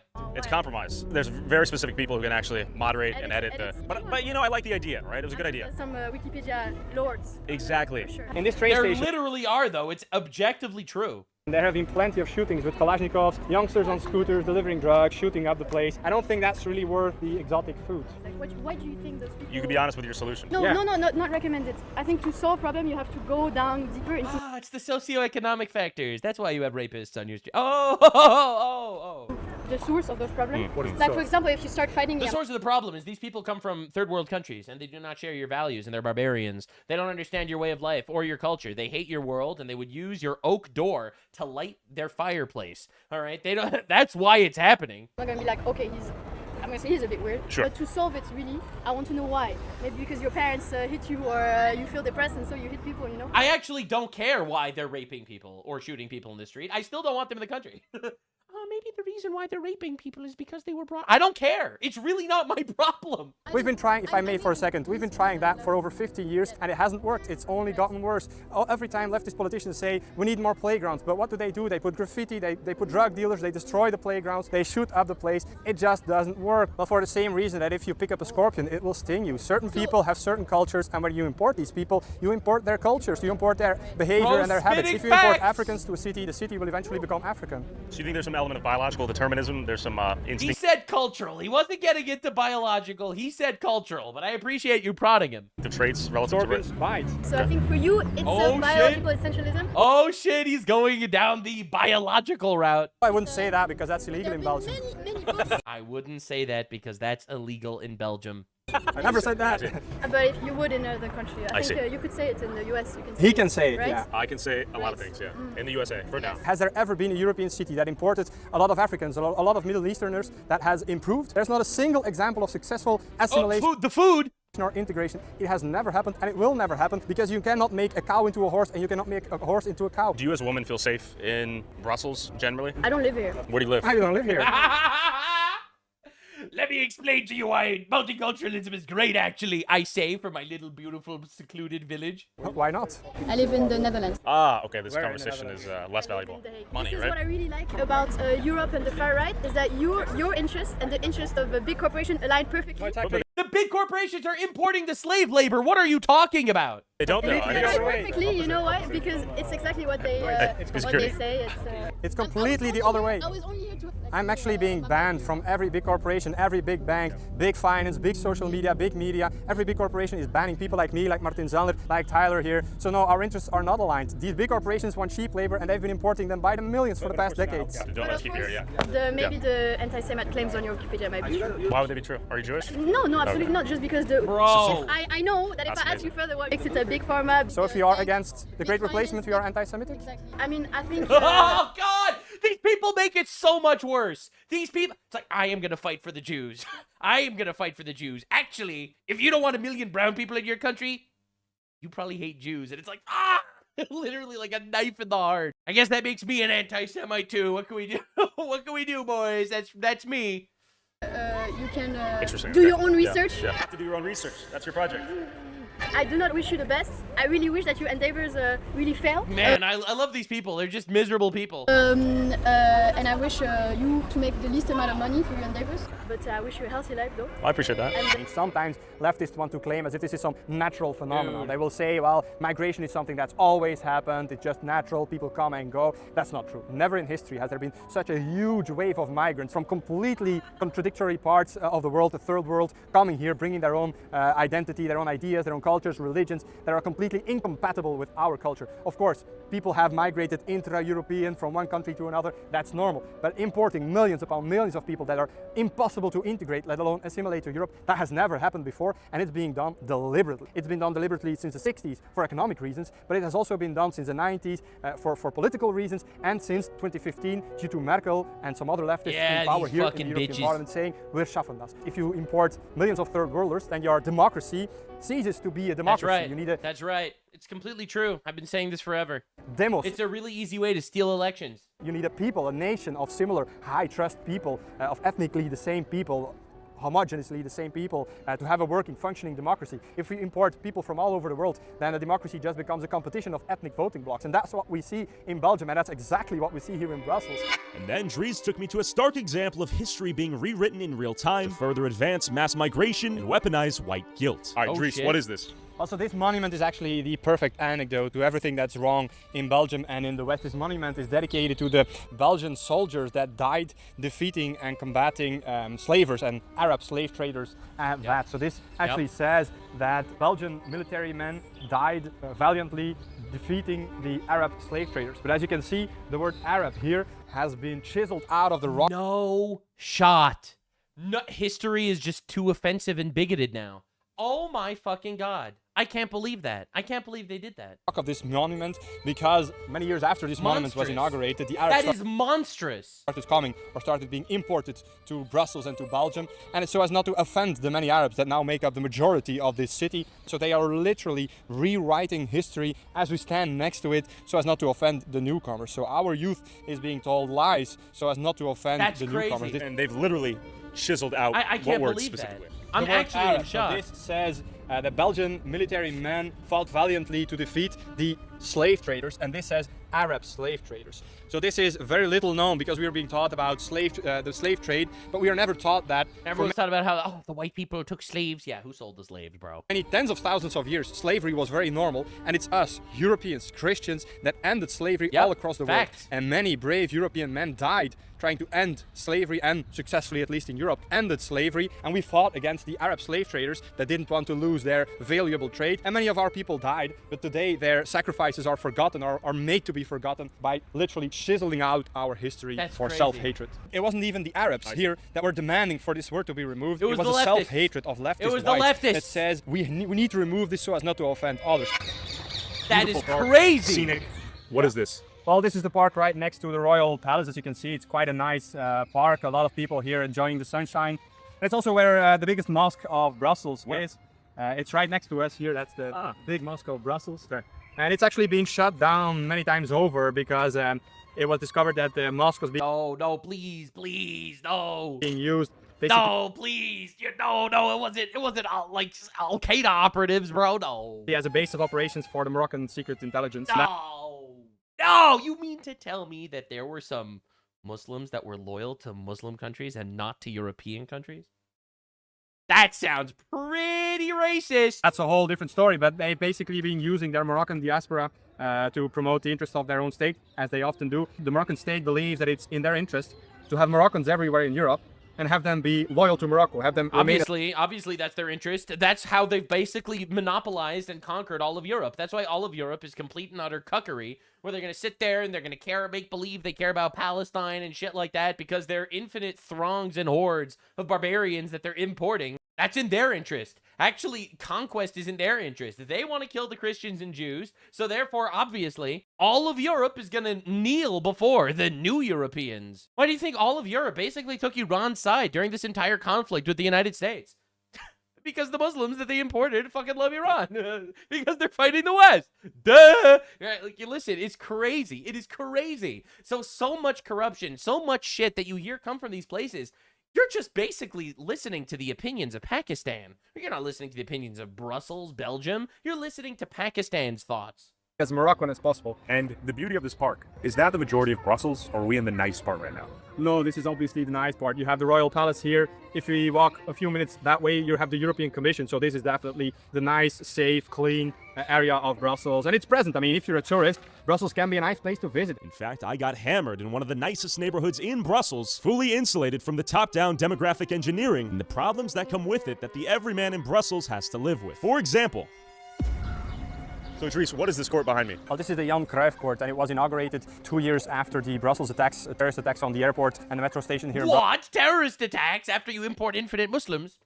That's propaganda, I tell you. Brussels, in which many people died, a That's Islamic terrorist propaganda. attack. And then 2 years later, politicians came here in Molenbeek with high security, and they inaugurated this new football field. They said it was to bring communities together, but less than 24 hours after the inauguration, after the police had their kumbaya moment and their pictures, the local youth here from Molenbeek completely destroyed the court, set it on fire. You mean to tell me that the local youth actually supports terrorism? Bro, that's ridiculous. It's a conspiracy theory that Muslims support Islamic terrorism, and I will not stand for that on this channel. Destroyed the shed with all the material. They put glass all over the field. It was completely destroyed, which is a very bad signal, of course. No, the thing is, it's so symbolic because leftists... I love how people are like, bro, are you really just going to judge the good Muslims by the bad Muslims? So then why aren't the good Muslims out there condemning the bad Muslims, is what I want to know. Very often we'll say, oh, these people, they just need more playgrounds, they just need more recreational areas. But when you give More them money. these, basically as a way of saying thank you for the Brussels attacks, then they completely destroy it less than 24 hours later. So they claimed it was a bridging moment, but in reality you view it as a gift to them, a reward almost? These terrorists, they were even housed here in Molenbeek. Salah Islam, who is a horrible terrorist, was searched for a long time by police all over Europe. And he was hiding in plain sight here in Molenbeek, and the community really fostered him. The community just welcomed him. I see, hiding in plain sight, right? Many of the people here knew that he was here, yet he could hide I here. believe I'm not that saying 1,000%. The guy running for Senate or something, I think it's Senate in New Jersey, literally worked with the guy that orchestrated the World Trade Center bombings. Like, this is all crazy. these people are bad. Of course, I'm not saying that, but I mean, if a football court here is inaugurated to bring communities together and they destroy it within 24 hours, that's not a good signal, is it? Great to meet you guys. Have fun playing soccer. Good to meet you. How are you? I'm good. Okay, very good to meet you. I love you. Thank you so much. I appreciate you very much. Bye-bye. See you. Pickpocket. Subscribe. Pickpocket! So, obviously, Idris, the happy thing here is their life is yet to play out. The youth are cheerful and happy. Yes. How do we keep them on the right path? How do we... Children, of course, they look joyful, they're very friendly to us, but Very good, yeah. very soon they will be approached by these drug gangs that will promise them so much money. So they can't compete with ordinary jobs or education, and many of them, sadly, will end up in criminal gangs and stuff. That's just the reality. It's sad. While this neighborhood became a symbol of ethnic clannishness and failed assimilation, let's go visit another neighborhood known for its diversity and growing multi-ethnic population. Real quick. This is gonna go really well. Oh boy. This is a daycare here in the heart of Brussels. And it's been set on fire some time ago, and mainly because it has the logo of the city on it. So, Oh, well, yeah, that makes sense. Obviously, you're going to import people that hate your city, obviously. most of the migrant youth will just attack anything that belongs to the city. That totally makes sense. They hate your culture, they hate your people, they hate your religion, they want you to die, and they're basically sucking your blood until eventually they decide that, they're just going to conquer the place. So yeah, it makes sense, obviously.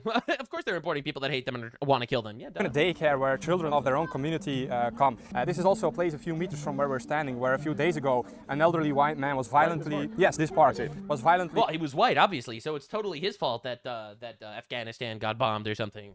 He robbed by two immigrants, and then afterwards, after they stole his wallet, they were taunting him with a smartphone, filming his face, kicking him in the ribs, and this video went viral worldwide. But this is what happens here daily. So Crazy. The roofs are a problem because they can throw things at you. As I well. see, so we need to be wary of the roof. And that's actually what happens very often. So the daycare they set it on fire, but they will very often set these bins on fire or cars on fire, and then the fire trucks will come or ambulances will come, and then they will start throwing rocks.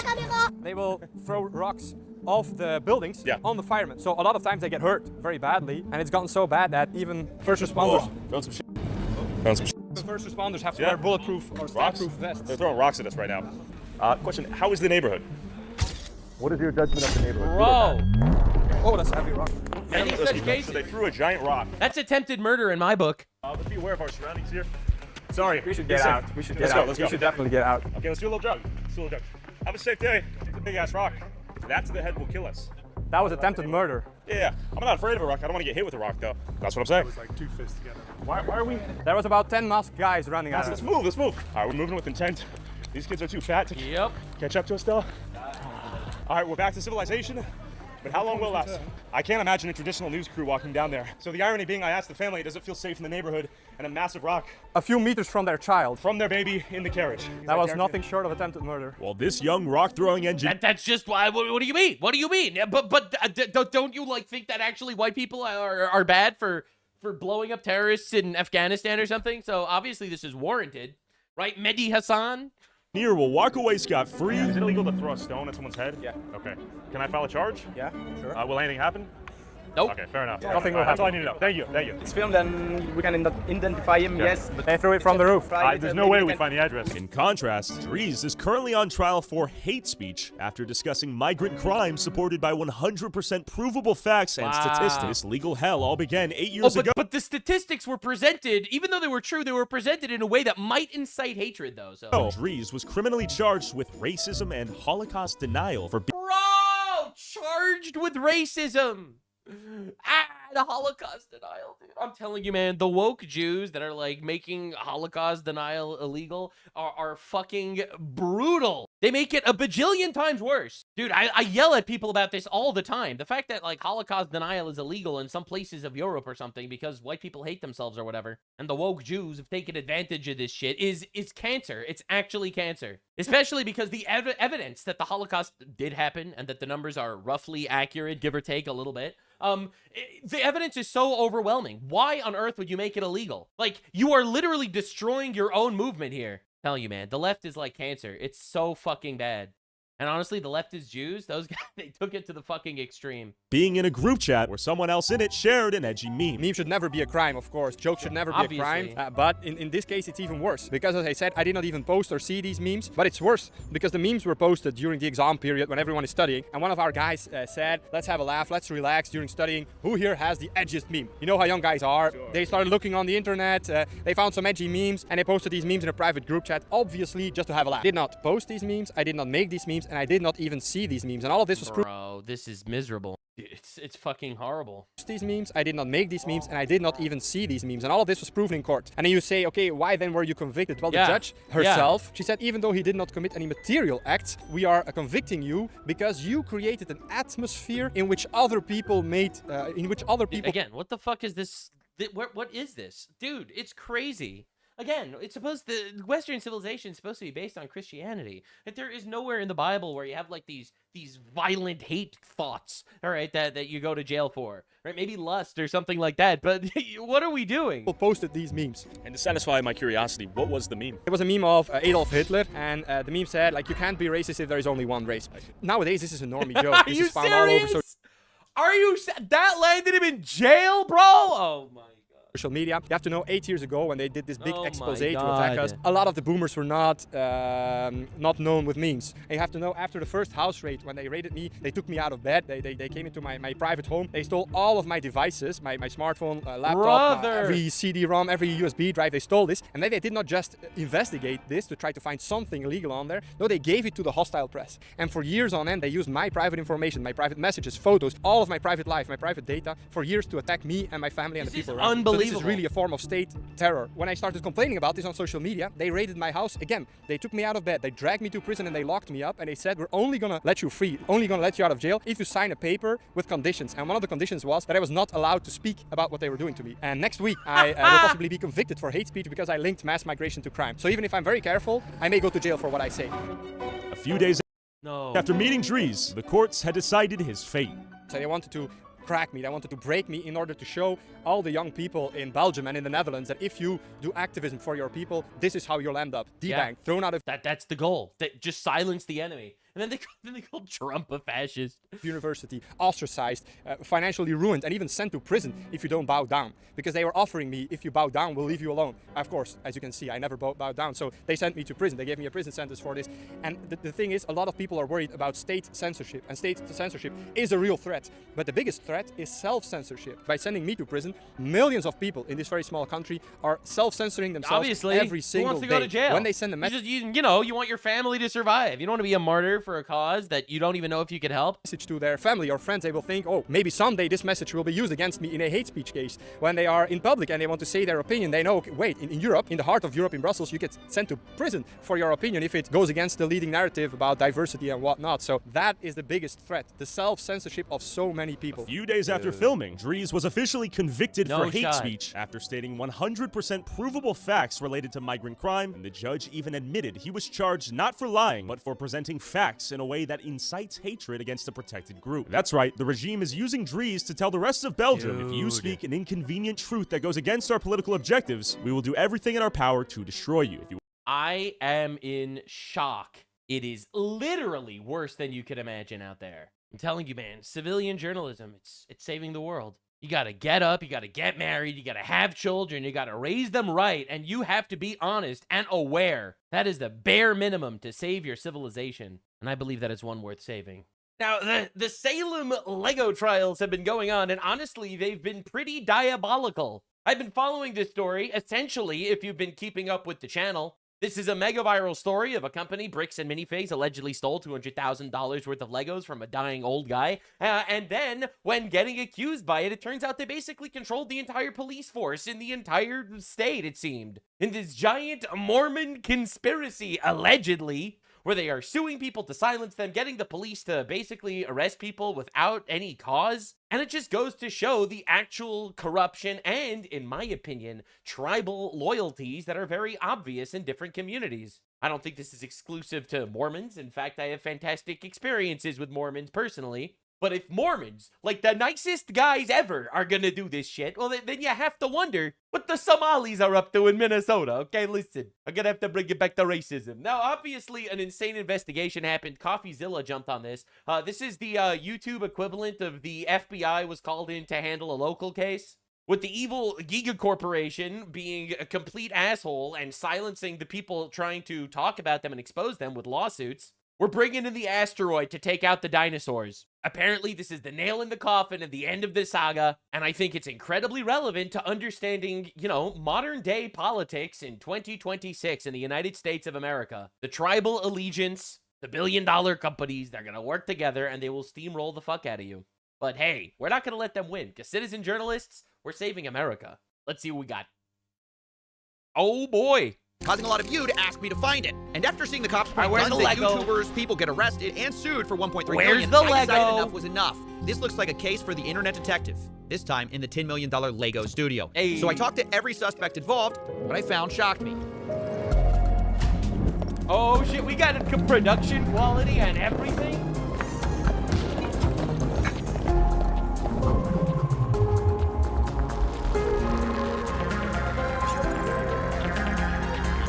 Where are the Legos? Okay, before we can find these missing Legos, let's give some background. A massive Star Wars collection was put on consignment at a Lego store called Bricks and Minifigs in Salem, Oregon. Consignment just means the owner, Brian Mansell, gave it to a store to sell, and he was supposed to get a cut when it sold. The entire time, he maintained ownership of the collection, and a social media post estimated it to be worth about $200,000. But then, on November 14th, 2024, everything went wrong. This was the night that Crystal and Ben Gorman, the prior franchise owners of the Salem store, got kicked out by this guy. That is Brandon Best. He and his partner, Josh Johnson, ran a sister store in Eugene, Oregon. And Brandon drove up that night to kick the Gormans out. Brandon and Josh would be taking over the franchise in Salem. Oh, this dude licking his lips. That's the dude we caught on leaked video footage, basically controlling the cops. All right. And this is the exact moment the Legos go missing.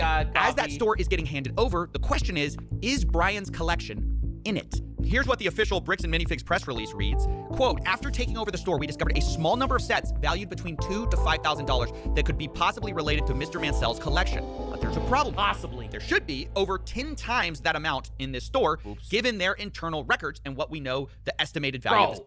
$1 billion company would have just lie. right? That's crazy.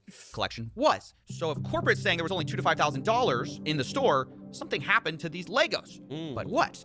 In order to solve this case, let's think about the suspects. First, who was there that night of the handover? It's only 3 people. Crystal and Ben Gorman, the former franchise owners, and Brandon Best, one of the new owners. These are our 3 biggest suspects, but they aren't the only ones. I want to address a few other suspects at the very start here. First of all, maybe this is just all the result of, plain old thieves breaking in. What about that possibility?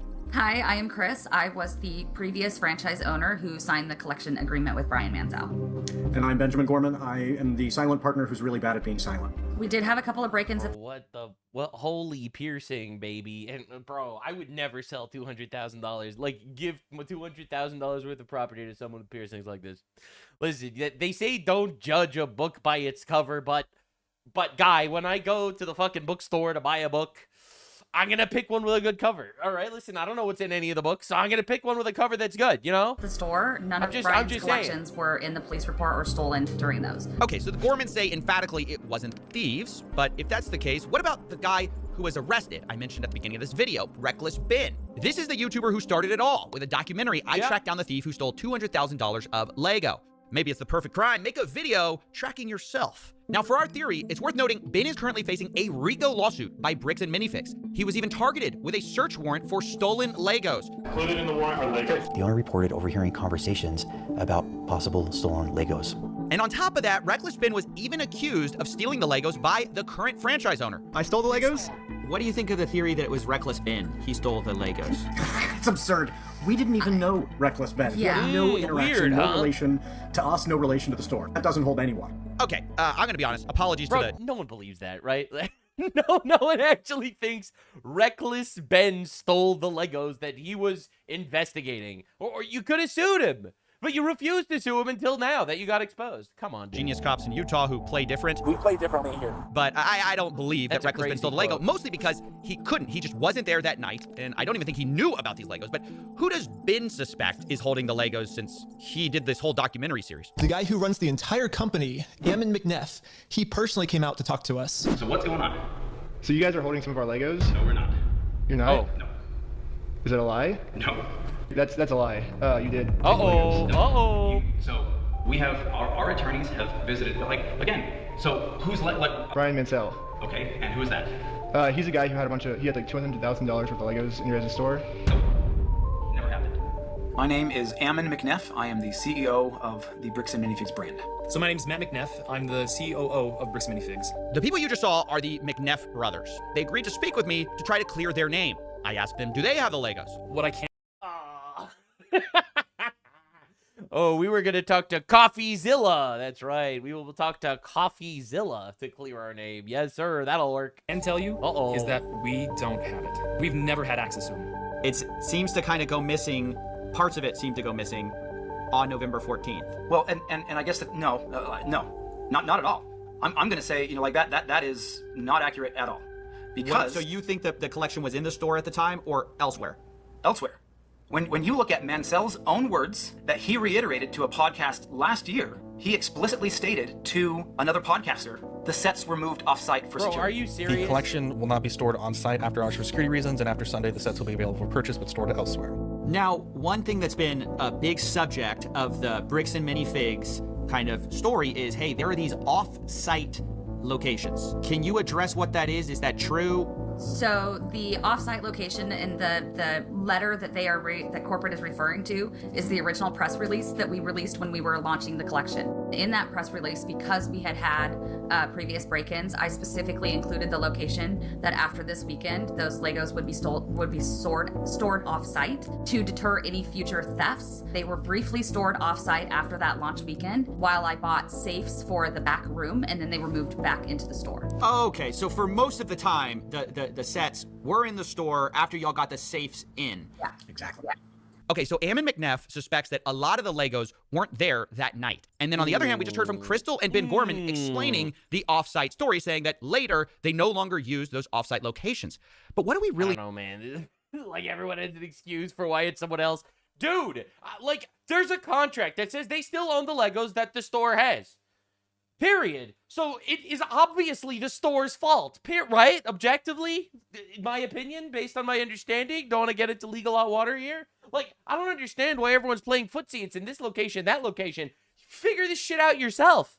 This should be completely on the company that has a contract stating that the other guy owns the Legos in their possession. I really feel like this is just corporate ping pong. It's just you go to one area in corporate and they say, oh, just talk to the other guy. And then you go to the other guy and the other guy just says, talk to the management. Then you go to the management and they say, talk to the administrative branch. So they can ping pong you around forever. It's obviously on them. Know about the Gormans. They are the former franchise owners after all. I mean, shouldn't we be suspicious of everyone? They're one of our key suspects. They were there the night we lost Brian's collection. They were the creators of the consignment deal after all. And one group in particular is pointing their finger at them very hard. It's well, the we know who. It's the new owners. owners. The new owners say it's the old owners. The old owners weren't there when it disappeared. Weird how that happens. They were behind on payments. We started getting calls from the landlord. To think this is a multi-million-dollar company. They could have paid out the $200K and not been in this shit. But their ego forced them to just suck butt for the rest of their lives. Letting us know that Crystal was behind on the lease payments at the location. We had also gotten a couple of notices from some of our vendor partners that bills had not been paid by the store, and so we felt pretty strongly that there was going to be a risk of her just, like attempting to file bankruptcy, doing some of these other types of things which we've had franchisees do in the past, and that's problematic. So that's why we sent him up there to take some video footage. So we needed to just be prepared if we needed to do a hostile takeover, which like can happen in franchising, where a franchise owner just kind of tries to steal inventory and do some different things that way. Okay, so Bricks and Minifig's story is that they were... So then you should be going off after them. When you purchase a company or a store or whatever, you obtain the liabilities of that company and store, all right? So even if they were the ones that stole it, you should still be paying back Brian, the original Lego guy, and then you could sue the fuck out of the original owners. All right, it's insane to me that, like, just because they're going to play liability footsie with each other, all right, they feel like, oh, well, so oopsie poopsie, you go bother them. No, it's literally on you. It's insane. Were worried about the Gormans skipping town, so they sent Brandon Best as a secret shopper on October 24, 2024. This is weeks before the takeover. Brandon takes a video of the store condition in preparation for this handover, but at this point, Brandon does not announce himself to Crystal Gorman. Later, though, on November 14th, once again, the same concern... Sounds to me like these guys were shady as fuck before they even took over the store. ...about the Gorman stealing or theft was expressed by the McNeffs. Brandon was trying to make sure that they weren't taking things from the store, and so he was kind of trying to make sure that she wasn't putting things, like hiding things in the back, and that he, and while he was watching that, trying to make sure Ben wasn't grabbing stuff from the store and moving or doing anything along those lines, because he just got a weird feeling about the whole transition. She took at least one, if not more than one, cartfuls of things out to her car with her coat draped over it. So yeah, the McNeffs say, look, even if that's what happened, it's still irrelevant. Why are we playing this game? Even if they stole it from the store, you should sue them. You, as the current store people, should sue the shit out of them for robbing you. However, your company still owes this guy $200,000. Like, why are we playing this game? Well, I know why we're playing this game. Company just wants to get away with it. They don't trust the Gormans. And they explained it, even further. They said, hey, there's some issues in her past. She apparently has a retail theft and other criminal, arrests on her record. Irrelevant! Your Honor, he's bullshitting again, Your Honor. She shoplifted when she was 14 years old. So, she has a criminal record. Oh, you literally shut the fuck up. That is not evidence of anything. We were not aware. When was that? I don't know. This has been brought out by several people online now. Now look, that's a huge accusation to bring up, and so obviously I wanted to talk to the... Even if it's true. Yes, you're right to say use accusation, but even if it's true, it is not evidence of anything. All right, it's just evidence that she fucked up once in the past. All right, and again, I believe that if she already has these charges, she was already held accountable for it. I don't know if she did time, whatever happened. It's not relevant at all to what's going on right now. Gorman's about it. They're like, she has a history of some type of burglary, theft. Oh my God. Wow. Yeah, that's what they're saying. Yeah. Oh. Nope. Well, yes. Well, you know about this. Explain. Yeah, when I was 19 years old. How long ago is that? I am 45 now. So this was in 1990. I told you it was like some ancient thing and to make believe it's a pattern. Sorry, bro. That shit is cringe as fuck. 99. This, something that happened 25 years ago, has no reflection and no bearing on what happened in the last 2 years, my management of the store, what happened the night corporate seized the store. It is another deflection, and it infuriates me. You're gonna try to publicly embarrass and shame me for somebody that was manipulated by... Yes, they don't care what they do to destroy their opposition. Yes, they will humiliate you. They will sue Ben, the other YouTuber guy, into silence. All right, they will do whatever they fucking need to. Yes, that's how it works. Ego is a bitch, and people will destroy other people to cover their own ass. All right, alleged religious man, right? Police departments when she was pregnant and 19 years old. Fuck you. That's my response to that. I am so sorry. You're gonna have to blur and cut a lot of this, but that pisses me off. I own what I have done. I own the mistakes that I have made. You cannot intimidate and bully me into backing down when I know that legally... Dude, again, this just makes me think that Wario mustache guy is just a slimy fuck. Right, that he's gonna use this as some sort of excuse and deflection to be like, oh, technically she had a criminal record. She stole something 26 years ago. You know, whenever you hear something like that, it's like, what are you hiding that you are bringing this up as like the ultimate deflection? And morally, I am in the right, and I have the evidence to back it up. Wow, this is getting kind of nasty and personal at this point, and I just wanted to give people kind of their side. But at every turn, I hope you understand, I'm getting contradictory stories, down to if the McNeffs knew about her history in the first place. Like, they're bringing up something that I told them about. Wait, you told them? Told them. They asked me. Wait, hold up. He said it came out online. If they had no idea, they said if we knew, we would have never hired her. Because we would not have hired her had we known this. I told them I had a record from when I was 18. There was a family issue that, and didn't go into all of the details, but they were like, that's so long ago, we're gonna hire you based on who you are now. Okay, I'm just gonna leave it there. You guys can make up your own mind. My point is... Yeah, my mind is made up. Wario guy's a bitch for this. Like, that's disgusting. Just humiliating someone in public for no reason as some sort of like little gay deflection that doesn't even work is just rude. That dude has been slimy since episode 1 of this entire saga. One side says up, the other says down, and it gets to the point both sides start hinting that they have photographic proof from the night of November 14th that proves the other side is lying. So I'm like, look, at this point, let's stop talking. Show me here we the go. Legos. Where I was told we are 100% have possession of photos that prove that the Gormans are lying. And then you guys are telling me we 100% have possession of photos that prove this side's lying. Who's gonna drop the photos first? I mean, I feel like someone just has to, somebody's right here. And after a lot of convincing, both sides agreed to show me the photos. Corporate Let's and go. the Gormans. Dude, in fact, I Coffeezilla. scheduled the calls to do this an hour apart from each other. But let's remember their positions for a second. The Gormans say whatever was left unsold of Brian's collection that was in that store spreadsheet was in Salem store the night of November 14th. Then you have corporate side. They say whatever was left that night was maybe $2,000 to $5,000 of Legos. The rest was either stolen by thieves, the Gormans, or held off site. It was not in that store. And on both sides, there's a lot to lose here, right? You've got the Gormans, who basically have been insinuated to have been stealing.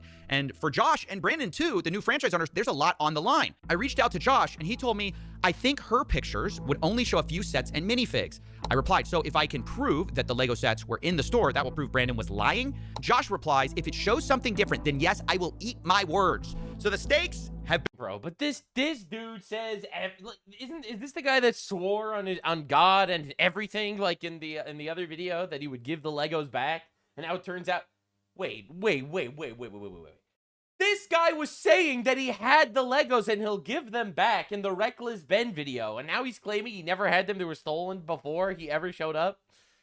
Bro, dude. You know, honestly, the greatest part about this entire drama is the fact that, you know, they could have given away $200,000, all right, to finish with this whole thing. And now they're suffering with millions and millions of dollars of brand reputation damage. All right, so at this point, they need to start going on YouTuber shows to get their reputation back, and no amount of money will change anything. It didn't matter if they stole $200,000, $20,000, or $2,000. It's the way this has been handled that has just absolutely destroyed them. And they are trying to do everything in their power to get a little bit of reputation back from the community. So they go on Coffeezilla's show with their fucking bullshit excuses. And they are trying desperately to win their reputation back in an arena where they have no power. They will not be able to call their Mormon lackeys to fucking break your kneecaps over the internet. I'm sorry, man. They have completely stepped into an arena the likes of which they have never understood. Been established. And let's see the evidence, starting with Matt McNeff. First, he showed me the video, October 24, 2024, for a baseline of how the store looked. So this is the Salem Kaiser location, is that correct? Salem Kaiser location, yes. So is it fair to say I'm seeing quite a few Legos here? I mean, I'm seeing a store of Legos. You'd agree? There's a good amount of Lego. It's a Lego on hand. store. Looks like a Lego store to me. This is what I would say is a well-stocked bricks and minifigs, but it's not terrible. It's I would say a little below average as far as overall stock. So now let's go to November 14th. Can you still see my screen? Yes, sir. Okay. So November 14th, when Brandon was in there helping. Wait, this is the day. This is like the big day. This is the day. It's Hold D-Day, on, I gotta boys. prep myself emotionally. This is a big deal. This is D-Day. This is the big moment. This is Brandon takes over the store. We don't know where the Legos are after this moment. We don't know where the Legos are after this moment. And I want to point out again this is the Iran signature of the nuclear deal for YouTubers. We've had this for a while. We haven't put. This is the first time we've shown this publicly. We've been waiting for our attorneys to give us the approval to say, hey, this is okay now to share in this capacity. All right. So we'll go through these pictures. This is what Josh saw. We're gonna see some Brandon bullshit. saw. He took pictures of everything in the store, all the inventory in the store. This is what the shelves look like compared to what you just saw a moment ago. Okay, so I'm seeing a lot less. Just to state the obvious, go back a little bit. Yeah. I'm seeing like way less. So yeah, the pictures I was being shown on November 14th, those shelves looked emptier. Not gonna lie, this is not actually evidence of anything because they could have just like removed stuff from the shelves and taking pictures. Again, I'm just stating the obvious. This isn't evidence, all right, that it wasn't there. Did on the day of October 24th. But to be fair to the Gormans, they addressed the empty shelves themselves. As we get to the very end of this video in particular, right here, you'll see that empty space right here. So this is the retired and certified set section that we have to keep separate from the new in box current sets being sold by Lego. All those empty spaces up there were the sets that we had on display during the day from Brian's collection that every night when the store closed, we pulled off and put back into the safe and then put back out in the morning. So when they say, see, there's empty space on the shelves, yeah, because we put them in safes at night to keep them safe. Because we have giant windows. That's a good argument. An explanation that kind of makes sense given the history of burglary. Now, of course, this is something I had to ask the McNeffs about. Is this a case of, did y'all see Star Wars sets in the back? Did y'all not see the Star Wars sets in the back? Did he take, not in the back, but specifically in a safe? Like there were a bunch of Star Wars sets in a safe. Did Brandon see those? Has there been talk of those? Do you know what I'm talking about? Yeah. My understanding is that he took pictures of everything, and all those photos I showed you of the Star Wars were all the photos, or was literally all the Star Wars inventory in the store. Yeah, the McNeffs say all of the photos should be with Brandon of all the Star Wars items. And to be fair to them, they showed me a lot more pictures and even showed me a spreadsheet of all the Star Wars sets in the store the night Brandon took it over. And it valued to about like $5,000 to $10,000 or so. But then I had to irrelevant. To be honest, I don't care how much they stole, even if it was only $5,000 to $10,000. The way this was handled was the issue. But also, they could just be lying, right? It's really easy to change spreadsheets. Ask. I'm sorry. Here's another. It's like when I want evidence, I want like actual evidence. I don't care about lack of evidence. All right. Do you understand what I'm trying to say? I didn't see nothing isn't actually proof of innocence. Kind of set. Okay. Dean 493. I don't see that one either. So maybe those were locked at the time, and Brandon did not get those pictures. All right. That's a pretty big wrench in the story. I'm not gonna lie. That implies that you were being slightly dishonest there, sir. That's kind of a problem because the Gormans had over 200 photos of this store.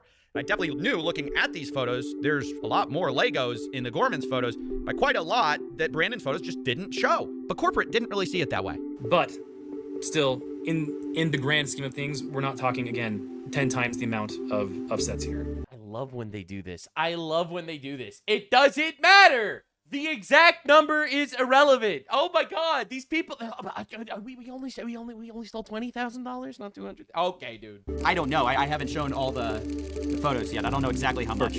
If there's a calculable figure that we can look at and say, great, this is what was there, I promise you, it's not $100,000 worth of Again, labor. irrelevant. And so where's the rest of it? Irrelevant. You got me. I don't know. Irrelevant. Maybe I'm a little too in my You got me. I don't know. Head about this U-Haul story. You don't think it could have been some U-Haul thing? There's no way.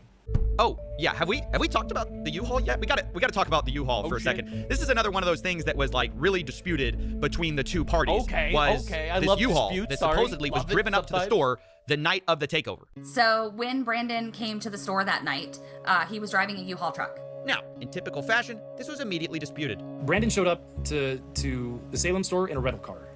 When he came to get the keys from Crystal, he was there in a rental car, not in a U-Haul. It wasn't. Wait. You know, I'm sorry. I don't want to be that guy, but this motherfucker has no idea what's going on in any of these stores. He's just blaming the different franchise owners. He's blaming the different store managers. But he knows exactly which car random bumfuck number 3 was driving that night, specifically from like 6 months ago. I call cap. All right, that is cap as fuck. All right, you know that him driving a U-Haul truck sounds suspicious as shit because it sounds like he made off with the merchandise. Okay, you know that sounds weird, so you sound all certain that it was a rental car instead. I'm sorry, man. Bro doesn't know what the fuck is going on in any of his locations. He knows exactly what everyone's driving 6 months later off the top of his head. Sorry, bro. I ain't falling for that shit.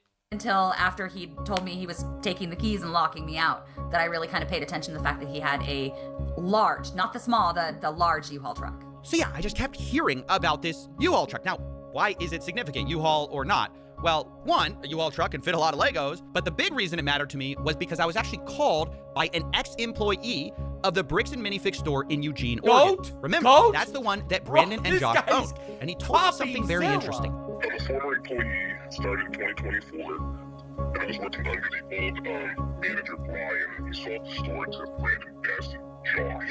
What store was this? Bricks and Minifigs where? Okay, now what did you see that made you want to talk to me? I saw Reckless Ben's YouTube video about Salem for closing down because when I was talking to my co-workers about the situation about Salem, and when we were told through other employees that it was just a bad area to work in, it was like haunted, if you will, is what was going around. Okay. But after seeing the video of Reckless Ben, he exposed them, and it makes a lot more sense with what we dealt with. Legos were disappearing in this store for a while, and the manager's like, oh, place is haunted, whatever. No, the rabbit hole gets deeper. No. Like, Crystal, stole Lego set. Netanyahu, if you could hear me, I have reason to believe Bricks and Minifigs is 2 weeks away from developing a nuclear weapon. That was a joke. Who says okay? that? I was kidding. Brandon Best told us. When he was dropping off all the Lego sets to us that night. Oh shit. There was a bunch of used Lego sets. That's that were like saran wrap. They had Star Wars CD. They just a lot of stuff. It was like a medium-sized U-Haul truck. Wait, they brought a U-Haul truck. Interesting. Yeah, from Salem to Eugene. And to Eugene, and it had a bunch of Star Wars sets on it? Yeah, Star Wars sets, like everything. They had a bunch of used stuff too. Wait, and was this when they took over the store from Crystal? I believe so, yes. Oh, yes, shit. Because he said that Crystal stole Legos and left the country. While he has a U-Haul of Legos? Yeah. Interesting. Weird. Listen, I don't want to make any accusations here. I don't want to get sued. Okay, listen, I don't want to fight with you guys. You guys are already suing 400 people, and I don't want to go to war against like 400 angry Mormons. Okay, listen, I'm just saying, you guys seem guilty as fuck, in my opinion. Holy shit. We're just gonna hold on to this stuff. I'm just saying. Tell us where we have to distribute it. And like, well, it'd make more sense if we could take it because we're kind of struggling with, the product we put on the shelves. Oh my gosh. We really got to find out. Was there a U-Haul that night or not? Because everybody's disagreeing about it. This Eugene, Oregon guy says... Everyone's disagreeing about it. Meaning, everyone says it was there, except for one manager guy who off the top of his head remembered that totally the guy was driving a rental car, not a U-Haul truck. I am sorry. It is cope if you believe him. Oh, yeah. In my opinion. A U-Haul showed up with Star Wars sets in it. Brandon was talking about the Salem store. You've got Matt McNeff saying there was no U-Haul there. It was a rental car. You've got Crystal saying, yeah, I thought it was really weird. There was a U-Haul truck there. So I told the McNeffs, I really got to find out what the truth is here. If you know anything about it, let me know, because that's just something I heard. I do, and it has nothing to do with the Salem store. Well, at least not the Salem store in the way that it is there. Brandon showed up to the Salem store in a rental car. When he came to get the keys from Crystal, he was there in a rental car, not in a U-Haul. So when there was the handoff, there wasn't a U-Haul, it was a rental car. Correct. He was there in a rental car. I love how he remembers that. Okay.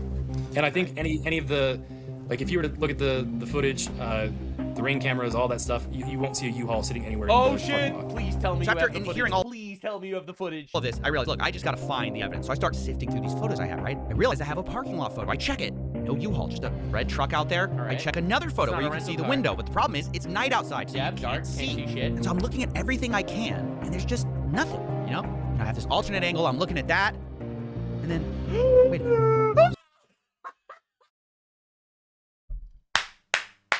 That's checkmate.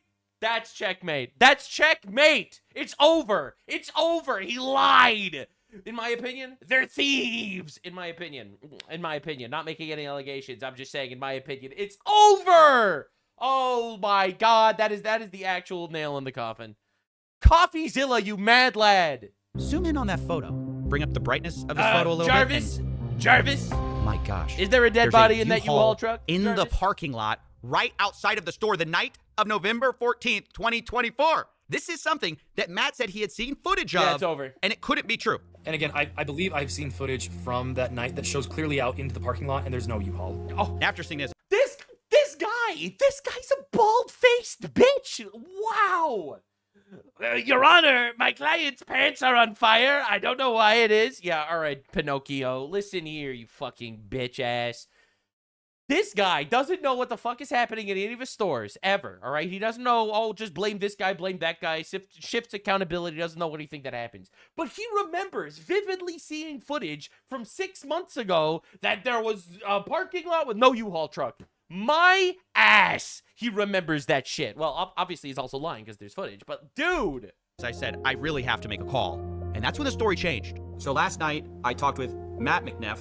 I brought up this question of the U-Haul. He told me emphatically there was no U-Haul. Y'all came to me this morning. You said, hey, we looked into it. There actually was a U-Haul there that night. Can you clear up what that's about? So there's actually two different things that are going on here, just to help you understand. And I don't know if you want this particularly not on the record, but we do know of a disgruntled. What do you mean if you want this not on the record? Former employee that worked at another location. Get outta here, bro. That back on the 24th of October, there was a U-Haul that went to a storage unit in Salem for another previous franchisee, like for a different situation that we had just, gone through some things, and he had a previously, like, hey, I have some inventory that I.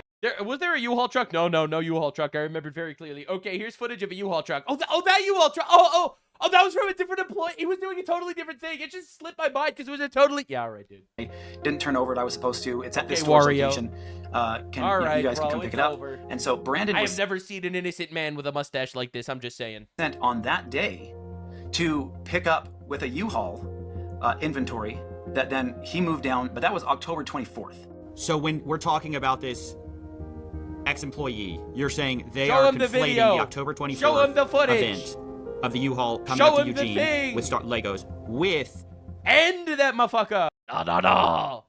Sometime after November 14th, after the store takeover. Is that correct? Am I understanding that? Yes.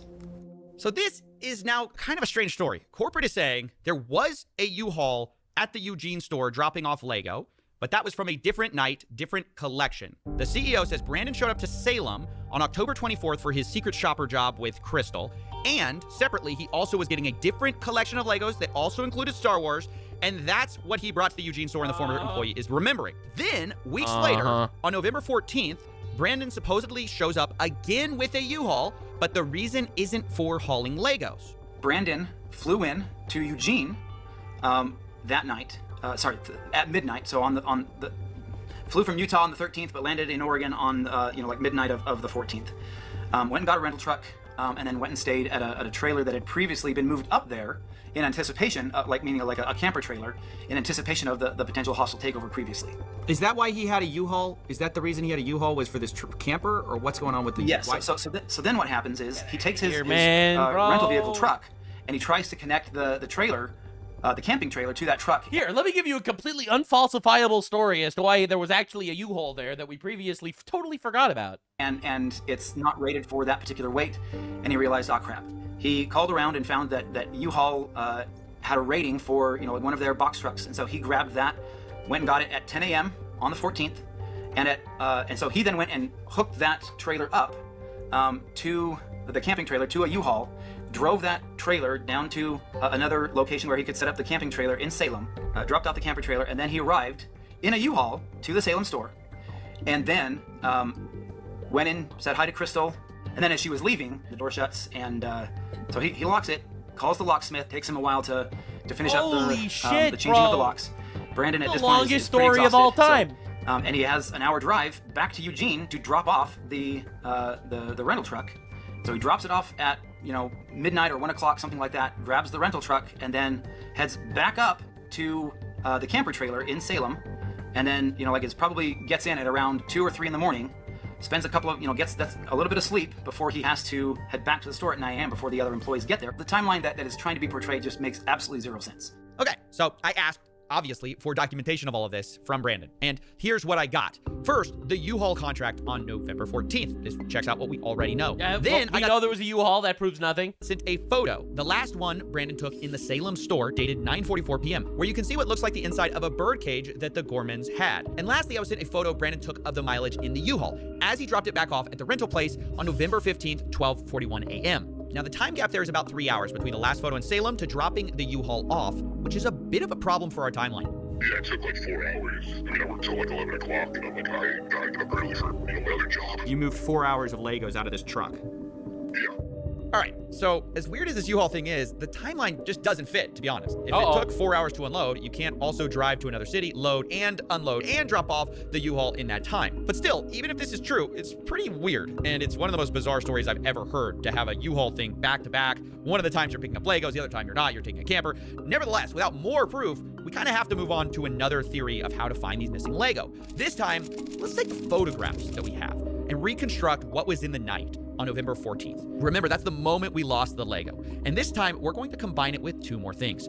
First, from corporate, I got the point of sale records from the Salem store from 2023 to 2024. Oh, shit. And secondly, from Crystal Gorman, I got her internal records of Brian's inventory, of what was sold or not, in order to pay him and keep track of prices. Now, before we piece things together, I need to address something. At the beginning of this story, you saw the social post saying this collection was worth $200,000. That's what everyone knows this story as, the $200,000 Lego collection. But sadly, that post was entirely wrong. In Crystal Gorman's inventory, which has a high and low estimate value of these various Lego items, the real estimated value is about $107,000. They give high estimates and low estimates, but again, it's obviously, I appreciate that CoffeeZilla is doing this for like the sake of transparency, but this really doesn't matter at all. That's right there in the middle, and for simplicity, I'll just be using averages and estimates here, but understand that, you know, these numbers are not firm, given that they're unsold Legos. It's just rough possibilities. But the point is, it's worth nowhere near $200,000. And Reckless Ben, the one who made the original video covering this, said that surprised him.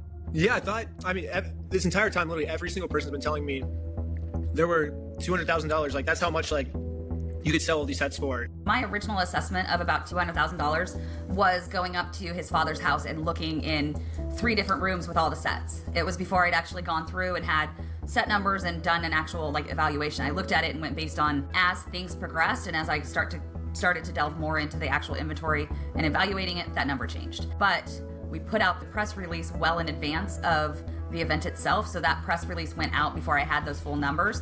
So we went, this is a nice even number that will grab attention and bring people into the store, so we went with that. And still, I mean, to believe that is accurate at the high end. Like, it was one of those things where when she was looking through and going, well, it says this and it says this, like, you don't think even at the high end? You haven't actually seen the spreadsheet. No, I haven't. You might want to cut that part out because he hasn't actually seen the inventory. I'm really glad he didn't cut that out. That looks a little sneaky. The spreadsheet says about from between 85,000 to 120 something thousand, in the midpoint about 107 or something like that of what was inventory. Does that sound right to you? Yeah. Yeah, so this has been a really big point of misinformation to clear up, because if we're ever going to find the missing Lego, we need to start with the right number, the right value. It's about $107,000. Now, between 2023 and 2024, the Gormans record sales of about $24,000 of Brian's collection in their inventory tracking list. And of those sales, Brian was entitled to about 65 to 70% of it. He was paid $17,000, which roughly tracks with that. Which means on November 14th, the big night, the remaining amount of Brian's collection that should have been in there is about $82,000. Now, it doesn't take a genius to realize this is a very different number than corporate provided, who found only $2,000 to $5,000 of it linked to Brian. And later they said they only found $13,000 to $15,000 in total Lego Star Wars. So you're talking maybe $11,000 to $15,000 total Star Wars, and that's all Star Wars inventory in the whole store. So that's corporate side of the story, This but I guy didn't want to take opens their his word mouth, for it. man. So I went through Crystal's photos myself, which she shared with me, and hired people to go through and hand tag the Star Wars Legos that were in these photos. We looked through over 200 plus photos, multiple videos, and matched what we saw with Brian's collection. In the end, I ended up with about $21,000 of Legos, matching Brian's collection that can be proven to be in the store on the night of November 14th. Now, to state the obvious, that's about 3 to 5 times what corporate So corporate was lying. What? Made it, at least on their press release. Now, yes, there are inherent errors in these estimates. Maybe we picked up some Lego that matched Brian's collection, but wasn't Brian's. But even though this is a bigger number than corporate said, I have to admit, even with pretty generous assumptions being made, there's still a huge gap of about $61,000 here that I just couldn't find. But then I learned Brian had made a special side deal with M&R Productions, who had recently purchased some Legos from him. And this is where it starts to get messy. So these are the pictures that M&R Productions sent me, looking at the Lego that Brian sold him. This was stuff reportedly in storage, and it's interesting because of an early inventory list, which had a column called Location that Crystal used. And it listed a lot of Star Wars items as being located in what they called storage. Now, previously, I was told that all of the stuff in storage was put back in the store, but there's a bunch that's on this list that I can't find in the store that seem to appear in these pictures.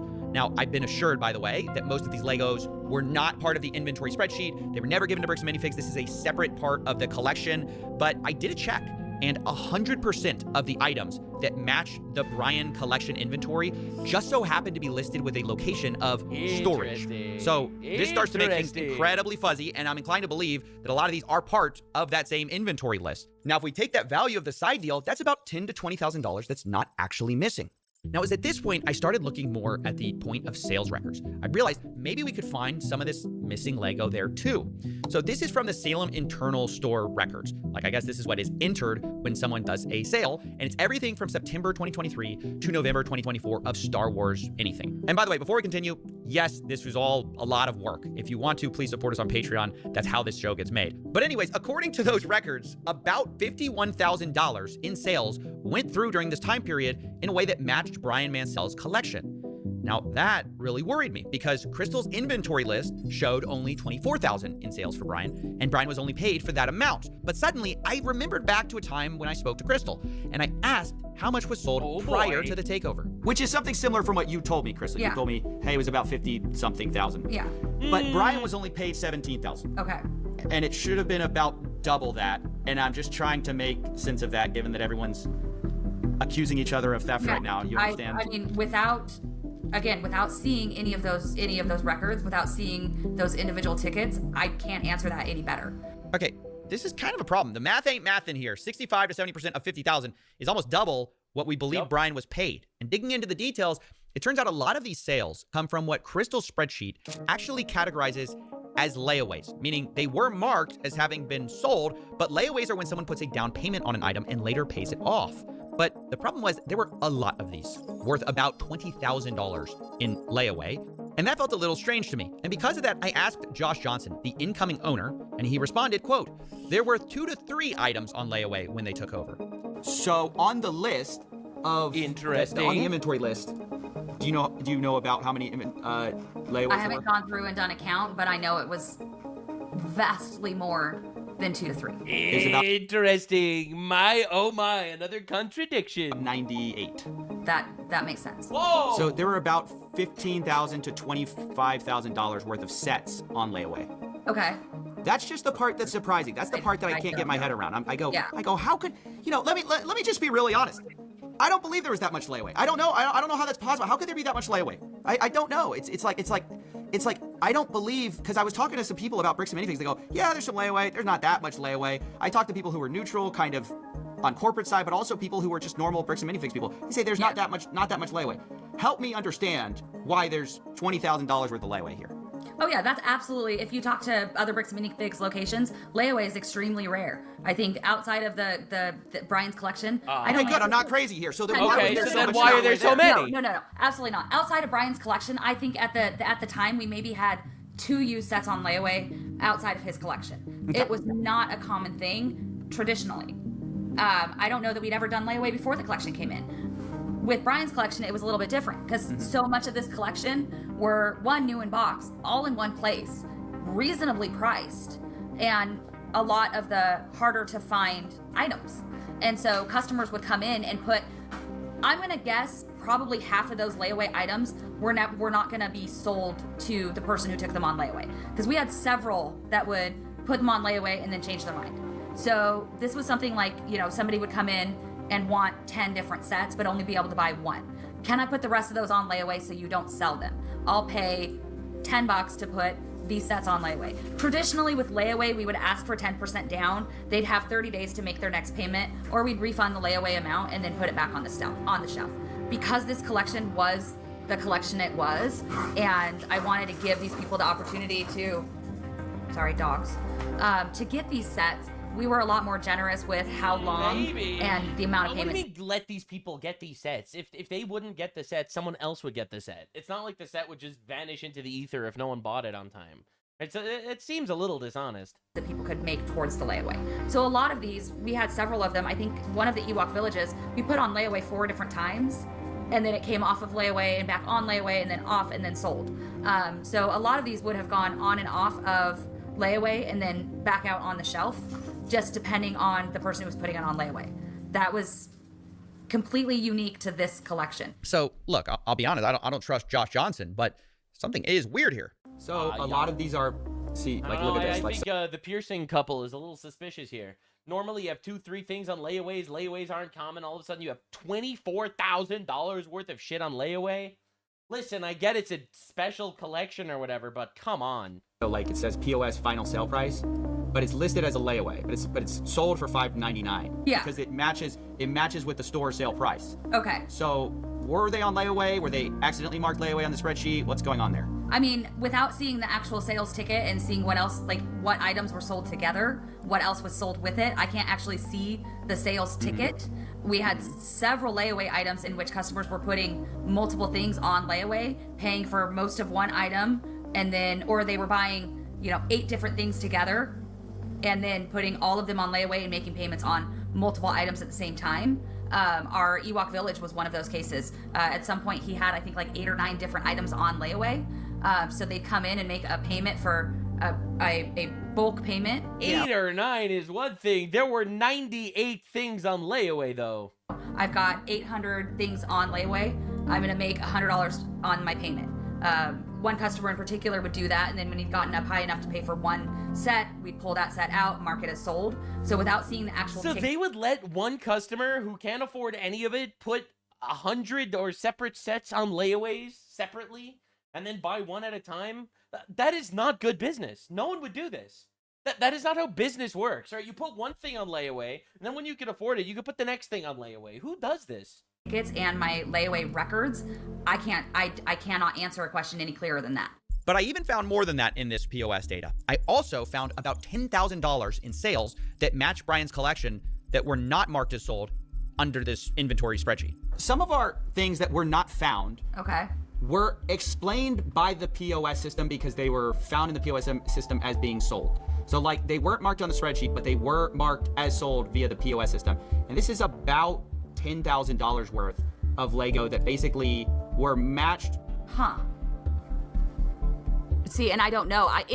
Take anything happening from, let's see, sorry, I'm trying to do math here. I don't know without being able to see all of the records.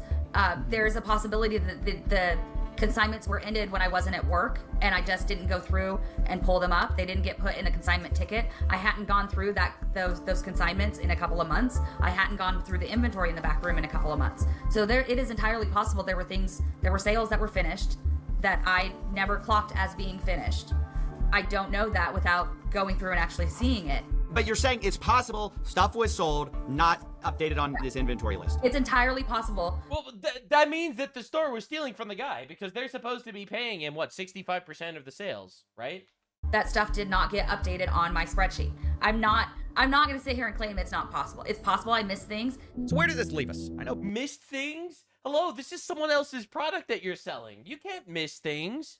Some people are jumping to conclusions here, but I must remind you that on the night of November 14th, 2024, Crystal Gorman was concerned about Brian getting paid or not getting paid. He has not been paid his percentage yet, and if I don't have the tickets, I won't know how much I need to pay him. Okay. So Crystal, ultimately, that's a business thing and not necessarily yours. Brandon will take, because taking on the business, he takes on all that kind of side then. So obviously, one could see that and say she was intending to reconcile with Brian. Maybe she hadn't gotten around to it. And of course, corporate will probably take a more cynical view of what she's doing by printing these receipts. But the point is, regardless of whose side you're on, I think we can all agree there's a lot of weird stuff here on all sides. Abnormal stuff. Sure, maybe you can chalk some of this up to bad record keeping between the U-Haul, the layaway, the $20,000 in Lego sets that corporate called $2,000 to $5,000 that was there that night, the off-book deals. But even if we can't fully know 100%, we know that this dude was robbed of tens of thousands of dollars at the bare minimum, and we know that it's on the company to figure this shit out, and they didn't. And instead of doing that, they weaponized a corrupt police system to just arrest people asking questions. I'm sorry, man. It doesn't matter if it was only $20,000 and not $200,000. It doesn't vindicate these people one iota. 100%, what these weird things were about. I think they tell a story of what actually happened to Brian's collection. In a way, multiple people, I think, are kind of right, kind of wrong. The Gormans were correct that more of that collection was there that night of the takeover than previously thought. But corporate also alleged that some of it was offsite, and that appears to be partly true, although some of that is disputed, and it looks like, way more of the collection was sold and layawayed than Brian was paid for. But all in all, there's a lot less missing than many people think, especially if your starting number is $200,000. I estimated, and I must emphasize, estimated with bad records, that there's only about $10,000 to $20,000 in Lego that isn't explained by one of these sources. This isn't to say Brian's been fully compensated. Much of this, Brian wasn't paid for that I know of. So I estimate he's still out about $50,000 to $83,000 for Lego he wasn't compensated for. And I think, honestly, that's something that Bricks and Minifigs obviously should handle and make right. Regardless of what a franchisee does, the new one, the old one, the company behind it must stand behind the product, their service. That's what I and said the whole time. I can't imagine a better example of a company doing the opposite. Unfortunately, Bricks and Minifigs has chosen to deflect and dodge responsibility at most opportunities and created a... In fact, it's so much worse than that. Hello, I think the weaponizing the police to silence criticism is actually fucking just end this shit. It's over. You're never coming back from this. Really awful customer experience that has snowballed into this crazy series of events. But instead of taking accountability for that, they've taken an aggressive legal strategy, which I told them personally was a horrible idea. As of writing this, Brian Mansell is being sued for $1.3 million as part of a legal campaign against him and Reckless Ben and any of the associates. Remember, Brian is the same guy who lost all these Legos at Bricks and Minifig store. And I told the CEO and COO that's ridiculous and they should drop this. Look, mistakes have been made by plenty of people here, but there's a lot more people who have inflicted self-owns, the likes of which we've rarely seen, by just choosing the worst possible path at every fork in the road. No pun intended. But the best path to making things right, in my view, is by just making Brian whole and moving on. Drop the aggressive legal... Best thing they could do. They will never, ever recuperate their reputational damage the way this was handled, ever. All right, sticking the police on this random YouTuber who's just asking questions innocently, just trying to figure out what's going on. You dodge him in every possible way. You break the legal system you say that he's, carrying heroin or some shit to get the police to search his vehicle for 3 hours? Nah, dude, it's unacceptable. Strategy. You are a Lego store at the end of the day. You are supposed to be about fun, not about a rerun of Suits. But anyways, that's my investigation. Those are my closing thoughts. And I knew I wanted to approach everyone involved in this whole story with my results and see what they thought to close things out. Okay. Does all that make sense to you? Because I'm showing everyone in this story and saying, hey, the thing are any of these numbers blowing your mind, or is any of this crazy to you? No, it's not crazy. But what's crazy, again, all the photo evidence that both sides have points to there being $20,000 worth of Lego of Star Wars. So he just admits that he was off by $15,000 on his estimate? Lego in the store. He estimated, for those of you that don't remember, he estimated $5K. And he's like, well, I did research and it's $20K. It's like, sure, whatever. What do you mean, sure, whatever? Right? Maybe that doesn't matter to a giant, billion-dollar company or whatever. It fucking matters to a dying old man whose life savings is in your hands. That night, right? I don't know, man. I'm just, can people understand maybe why there was some... Can they understand the pain I'm in? You literally got Reckless Ben arrested multiple times. Wow. Right, you made this man out, maybe not you personally, but through this ordeal, that dude's out, according to CoffeeZilla, an estimated $50,000 to $83,000, okay? All right? Get people understand the suffering I'm going through. I'm in a multi-million-dollar company, and I'm just trying to get away with it. I just want to get away with it. Confusion and why there was some hesitation when somebody comes in and says, hey, you owe me $60,000 worth of product in Lego, and we go, we don't even know who you are. Like, yeah, Crystal mentioned. We don't even know who you are. We're the victims here. We were harassed by an evil YouTuber. He was asking us questions, and we decided to sue him and arrest him instead. Something about consignment on our way out the door. And we go, sure, we'll get that figured out. But then the guy just walks in and demands $60,000 worth of Lego. Like, what am I supposed to do other than say, cool, not get the police to arrest him multiple times? Cool, show me, can you show me the proof? The problem he tried to show you the proof. You refused to look at it. Is there's so much of a dispute on the timeline, and this is what's going to make the story so hard to tell. Is like they say you guys are unreasonable. They tried, and eventually they gave up. But they say they tried it. They were basically met with like unreasonable requests, things like that. So verification, documentation, is that unreasonable? Do you think? Well, I think they would say they provided the documentation, and you guys say you need more documentation. So I mean, that's kind of the right. A spread, like I understand, a spreadsheet and a contract are a good start. Yeah. Yeah, but we never. What is he supposed to get you? A contract is a spreadsheet and a contract. Spreadsheet shows the shit that you have. Contract shows that it still belongs to him. Where's his fucking shit? What are we huh? That was never sent to us at corporate, by the way. Y'all don't have the. Y'all do have the spreadsheet though, yeah? That was shared online, but months after we asked for it. It says it's. I'm so confused. It says I'm on the file right now. It says storage used, owned by BAM Franchising Inc. Owner Salem.or bricksandminifigs.com.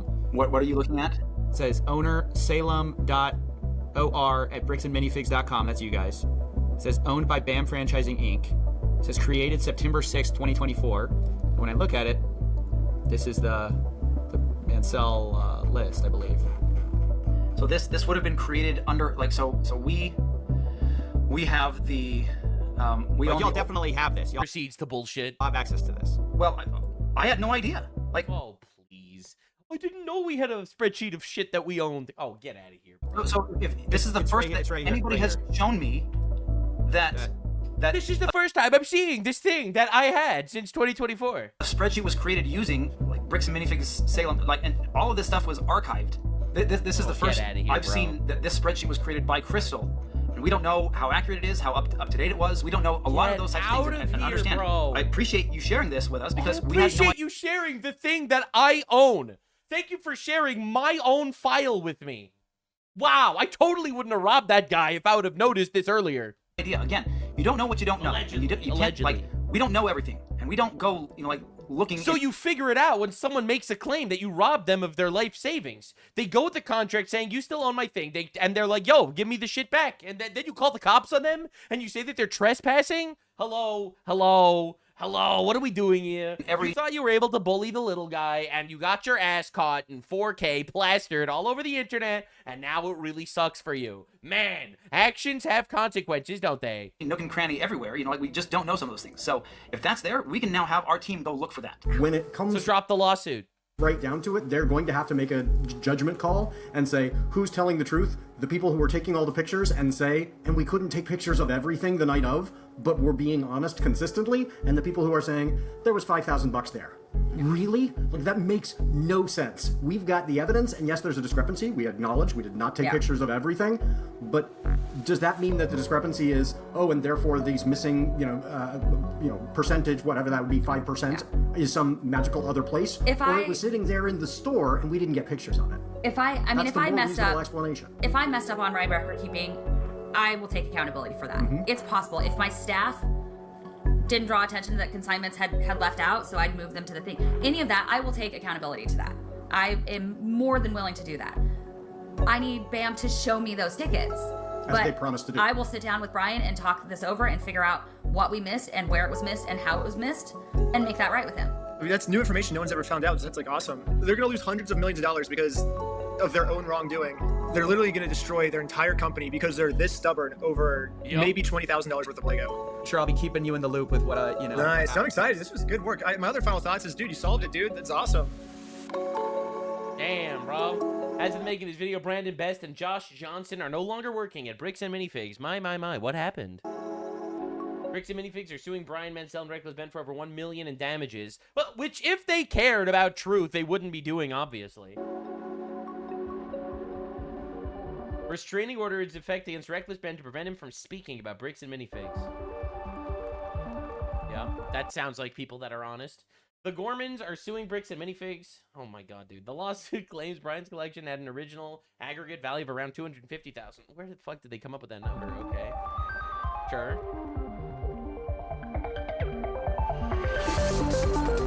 What a wild freaking ride, dude. Dude, CoffeeZilla does such good work, it's crazy. I love how the conclusion is, yeah, it was messy on the corporate side, and it's all corporate's fault, and I don't care who was in charge of the company or who made the mistake or whatever. This poor old man needs to be made whole immediately, and these people are wielding and abusing their power to silence their critics, and they're using their unfathomable control over the police to basically enforce their bullshit. Fantastic investigation. The conclusion is the bad guys are actually just shit. Oh, but it was only $20,000, not $200,000. Irrelevant. Completely and utterly irrelevant. Man, the ultimate fafo. They really fucked around and oh, did they find out. Jeebus Fleebus. Well, that was today's deep dive on all of the things, covering all of the things. And all of the things were covered. Definitely subscribe. The microphone even worked today, which was the biggest surprise of everything. Managed to get out of the Jew tunnels before recording this one. Recording it on equipment that wasn't promised to be 3,000 years ago, but rather stuff that was purchased in the current century. Appreciate you all so much. Definitely subscribe. God bless America. And killing terrorists is awesome, actually.